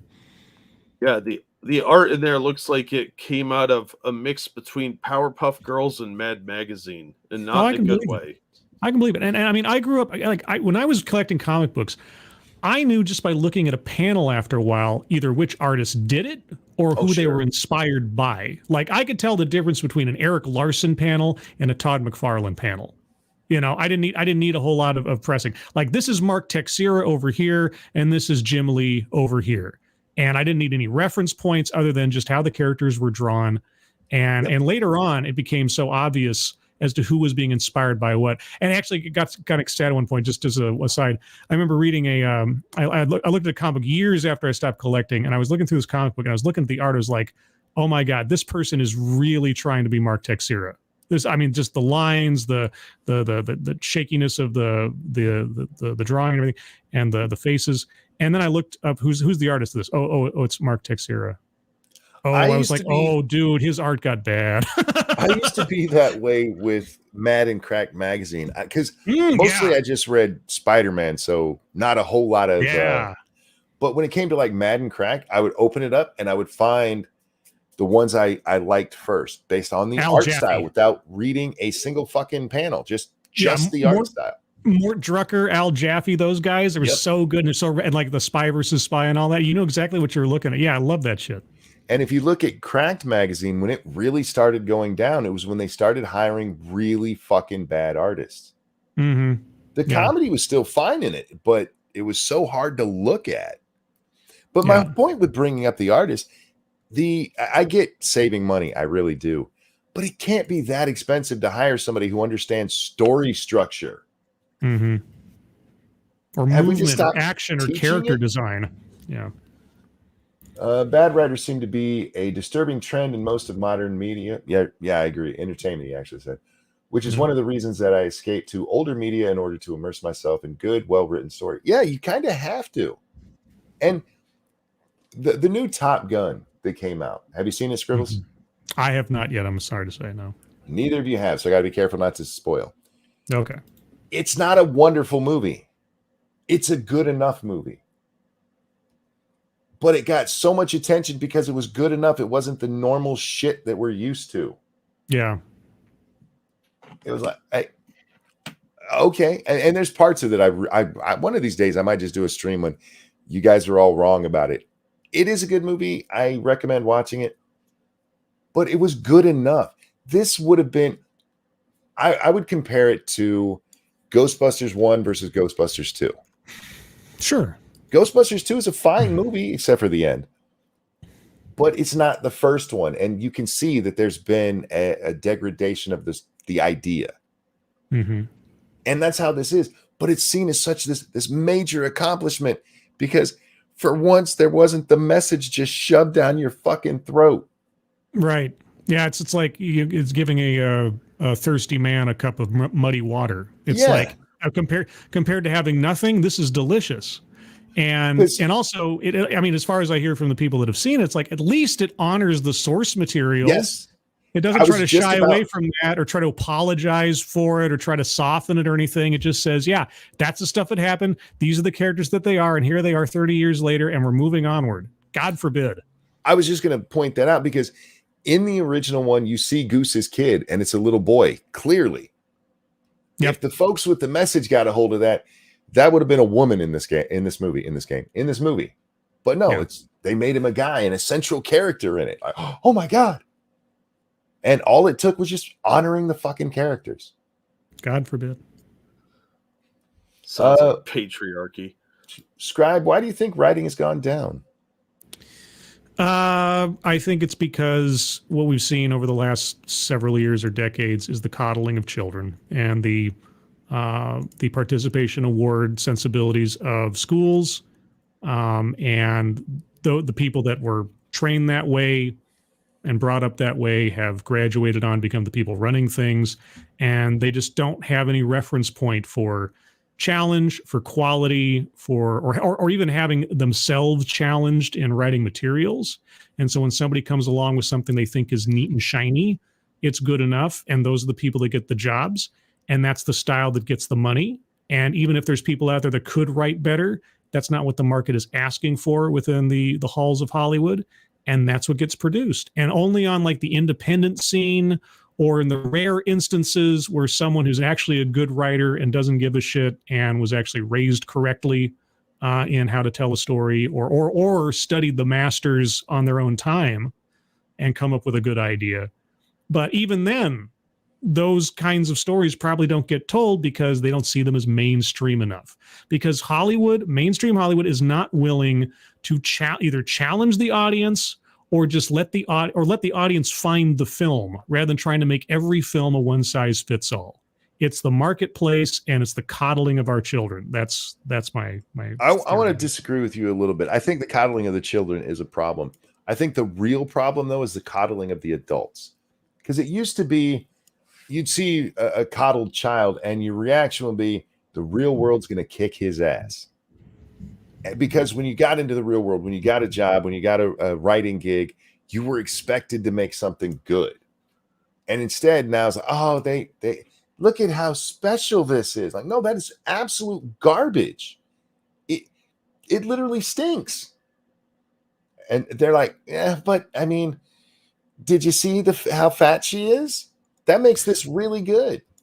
Well, yeah, no, they play up the person and not the product. The person, or just the qualities of the person that say nothing about their actual merit.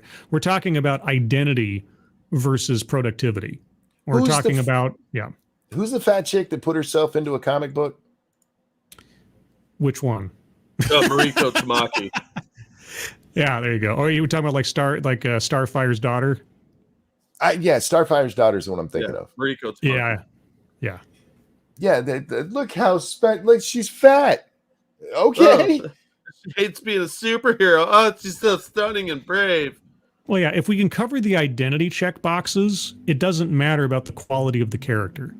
That's what's been played up across the board in diversity, equity, and inclusion stuff. In I want to be seen, I need to be represented. If I can't see myself in the character, then I can't believe I can become that thing. Yada yada yada. The window dressing overtakes the character quality. That's it. That really is. As long as you hit those boxes, you can have the character do whatever, usually probably without too many problems. And that's seen as quality or something. That seems as brave as breaking that glass ceiling, as busting down those walls or something, like, except not doing anything except, wow, look, you made a checkbox, and they're boring. The end. Sleepy says, as somebody in the online art and fan fiction community, people will shit the bed if they get any critique if they didn't outright ask for it. Yeah. Mm-hmm. That's the other thing too, is everybody's so weak and thin-skinned about anything. Yeah, like seeing. Okay, go ahead. Sorry. I've seen people who have asked for critique and still lose their fucking shit. Oh, because well, yeah, they're expecting to have none. They're expecting to have nothing but congratulations and affirmation. And heaven forfend they get anything in the negative, because then the whole world falls apart. And obviously that person's a hater and a troll and blah, blah, blah. And it's the whole Hollywood.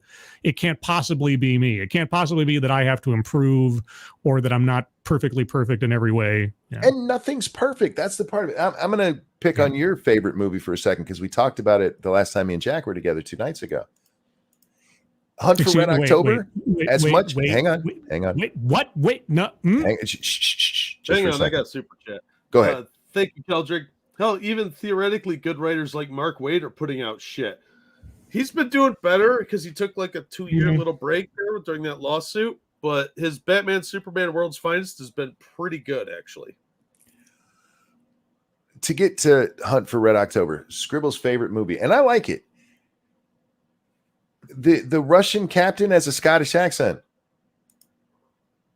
There's always something, and that might not be a big plot point or anything, but there's always something you could look at and go, you could have done that better.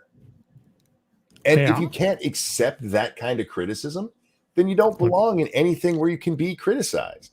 You need to be in your little bubble at home, leaving everybody else the fuck alone. Okay. Not setting aside the fact that nearly every Russian in that movie was either Australian or British or Scottish or something, or Norwegian in the one case. Setting all that aside, there is a flaw in The Hunt for Red October.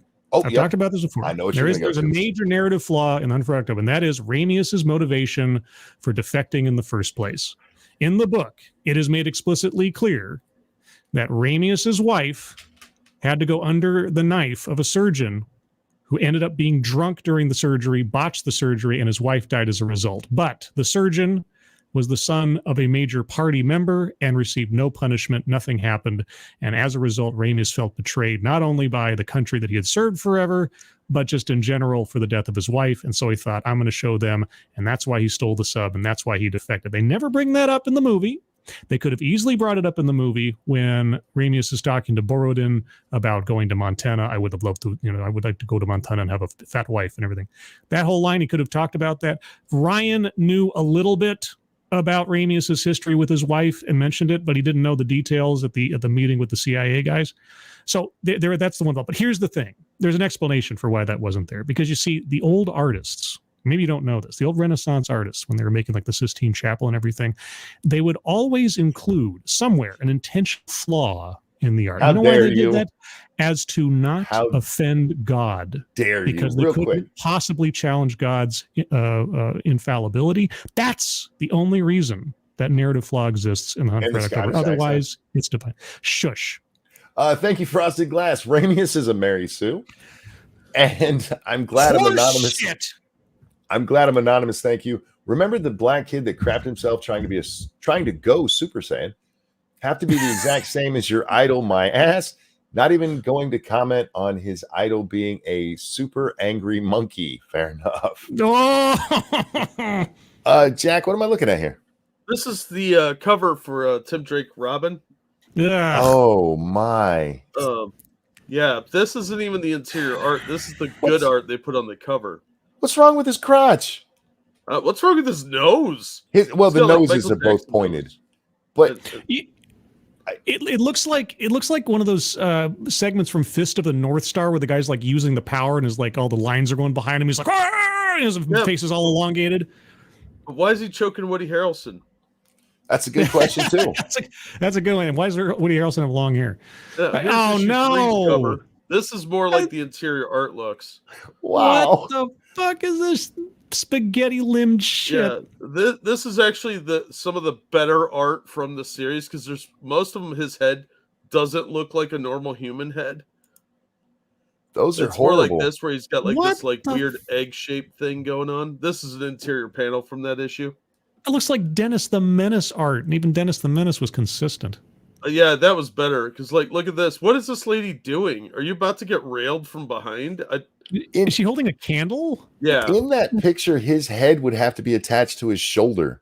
Oh, throughout all of these issues, he's got like a weird bobblehead and a tiny neck. Okay. And this is more along the lines of what this is how his head normally looks. Wow. Weird tiny neck, big head. And then it'll switch to this occasionally where he's got like this weird Joker mouth and giant eyeball piece. It's supposed to be his mask, but it works like Spider-Man's mask where it emotes. But I'm going to go with Elder Scott here and go, what the fuck? Right? This is what passes for modern comic art. And this is a sought-after artist who has done a lot of stuff lately over at DC. And he's not working cheap. He's one of the sought-after artists. Why? I don't know. But, I mean, look at this crap. And, like, this one's a little faded because it's a scan of the actual comic. But you look at this shit and you're thinking, you're getting paid for this crap? I could draw better than that. I'm pretty sure your cat could draw better than this. Oh, Phoebe. That is horrible. Yeah, this is horrific. Comic sales are down, huh? Yeah, I know. We're all shocked. Yeah. I follow the artist Alex Ross on my Twitter. Oh yeah. And so every day in some way, I'm reminded of what like good comic book art could be. Yeah. You know, I just have to look back at like, God, I mean, the original She-Hulk run, or actually it's the Sensational She-Hulk, the second one when Byrne took it over.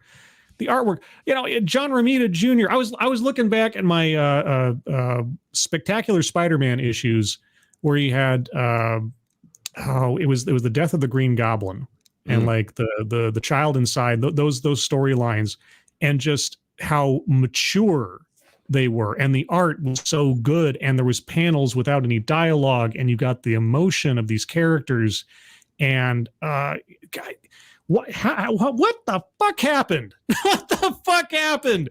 I used to look at these things as like high art. I got issues of like old Spider-Man and Punisher comics where I felt like I was looking at not a photograph, but like a movie or something, right? I could see proportion in the characters. They weren't overly done. They looked realistic-ish. And now it's like just noodle limbs and weird angles. And I mean, I can appreciate some of that kind of artwork from like, say, Sam Keith, that kind of stuff, but good gravy. That was stylistic with Sam Keith. What? Do you want to tell them where they were hiring artists from? You go ahead. These artists came from Tumblr, Scribe. Okay, well, I'm not surprised. That explains a lot. Sure, why not? Tumblr artists. Yeah. Some of them are from DeviantArt, but I was about to say, why not DeviantArt too? Yeah. But Rodline made a good point. Another fine graduate of the Helen Keller School of Art. Yeah, Ryan asked for an update on Phoebe. She's doing well. She's causing trouble.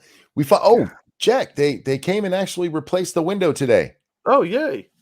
They canceled last week, guys, because the guy had a doctor's appointment. They actually came and changed it today, and she sat in the living room just staring at him the whole time, like she was afraid they were going to steal something. Yeah, well, no, she was waiting till he was on break to show him where you hide your valuables. She's just fine. Support independent comic books. Support independent comic books. Yes. I've done a couple interviews now through Christopher Moonlight with Peter Smeddy of Alterna Comics. Check out Alterna Comics. Alterna makes some really good stuff. Yeah, Alterna makes some really good stuff. They actually care about what they're doing. Hell, he when I was on the interview with him a few weeks ago, we started talking about the old Marvel cards, right? Oh yeah, we talked about this. I was like, I used to collect those, and I said, as I'm sitting there talking to this guy, and I think it was like the first time I'd ever really talked to him, and he's on camera, and I'm like, man, you know what I love about those Marvel cards is that on the back they'd have like their little estimates of their power levels and everything, and they'd have a little caption talking about their origin story, and you could sort of like take the cards and look them back and forth and say what was Hulk's power level as compared to Captain Marvel's power level and these things, and then he's like, well, wait a second. He turns around, he comes up, and he brings up a card of one of his characters from his comic books, and it's designed exactly as the second series Marvel cards, and he turns it around, and there's power levels on the back. I'm like, oh my God, I'm so happy right now. It's so good. If you want those cards, you can get them through the Kickstarters and the Indiegogos. Yeah. They're bonuses. Yeah. So I'm really excited for him and his company and everything that he's doing right now. He's a really cool guy. Jack, I still haven't read it. I've had it for a while now. What'd you think of Isom? I thought it was pretty good. It was a good beginning issue. I mean, I didn't like that he had an ad in the middle of the book for his wife's venture, but he could have put that at the end. I thought that was a bit of a slap in the dick to everybody that backed him on it, but it was okay. It's fine. Monkey, did you ever read Craven's Last Hunt? I read the first page. Dude, you're like, I hand you the best TV show ever, The Shield. You watch one episode, you fall asleep. Fuck you. Okay, but you have Craven's Last Hunt, which is one of the best Spider-Man stories out of the 90s. Yeah. I know, sorry, the 80s. Fuck me. And all right. God, it's even more difficult for me to read something. Dude. Thank you, Tyshawn. The whole Tumblr artist thing was started by Pendleton Ward, the creator of Adventure Time. The most famous one he hired was the creator of Steven's Universe, Rebecca Sugar. Thanks, Penn. Yeah, I cannot believe bubble Steven's art. Universe is a whole art style. I know the bubble art. Cow art. Round. Yeah, just oh god. Fucking stupid, horrible. ugly shit. Yeah, between Adventure Time and Steven Universe, they've ruined animation for probably 20 years. Jack drop for the record, guys. Isom is the new character comic book that Eric July put out. Mm-hmm. Young Ripa here on Twitter, or not Twitter, fuck. Here on YouTube, it's Eric July over on Twitter. So there's his review of that comic. I still have to read it before I'm going to watch your review. Well, yeah, obviously. But again, see, Scribbles, it's not just you. I bought this and it's sitting right there. Yeah, I haven't even opened that one. Yeah, see, I have to admit that Xander's probably right. I like Alterna and Iconic better than I liked Isom, because Alterna's comics they have a wide diversity of books, and I have no problem backing them because they always deliver. Same with Iconic. I've never gotten late books from either Alterna or Iconic. So they've always been on time, and I will always back them if I'm going to back a crowdfunder. Otherwise, I'm totally gun shy on them because they have constantly not delivered, especially anything with the hashtag Comicsgate. I'm not backing any of their fucking books anymore because half the time they don't deliver, and if they do, it's a year and a half fucking late. And on that note, we are over 2 hours into this. I do need to get a game stream done, and Scribbles should have to be going to sleep soon. Yep, I got work in the morning. So go ahead, Jack. Before you do that, thank you, Cult of Krill. I'm done with supporting indie comics. EVS is a fraud. Did he even finish the second Frog book yet? Yeah, supposedly it's at the printers, but Rainbow Brute never came out. That's been over a year and a half. And Cash Grab by Cecil still isn't out. And he hasn't posted any updates, I don't think. A lot of those guys, I'll back some indie books, but I'm not backing anything that's a Comicsgate book, specifically because they don't deliver. Most comics these days look like they were drawn by the visual arts special school of I Drawed Something. That's awesome. Yeah. Guys, thank you so much for coming and hanging out with us tonight. Thank you for the donations. You guys are so very generous to us. We really, really do appreciate it. Jack, anything you want to chill out?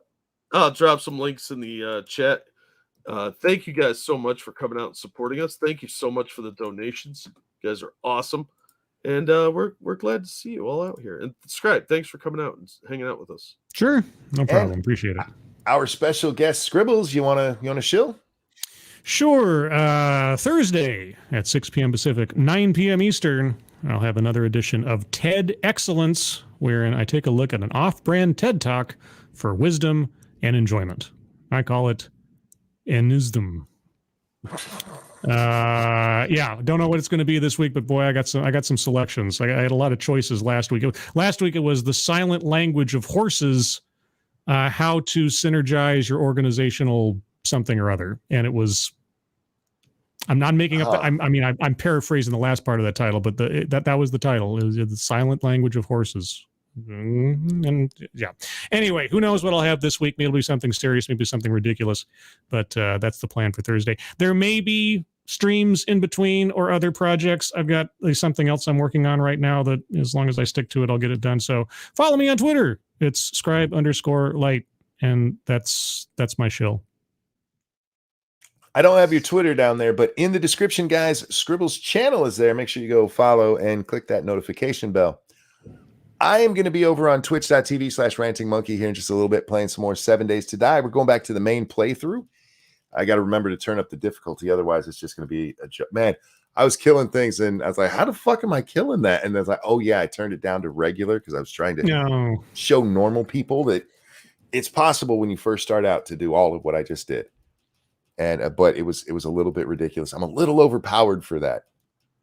I'm level 9,000, and that's like level 0. It's the start. 9,000. Same thing.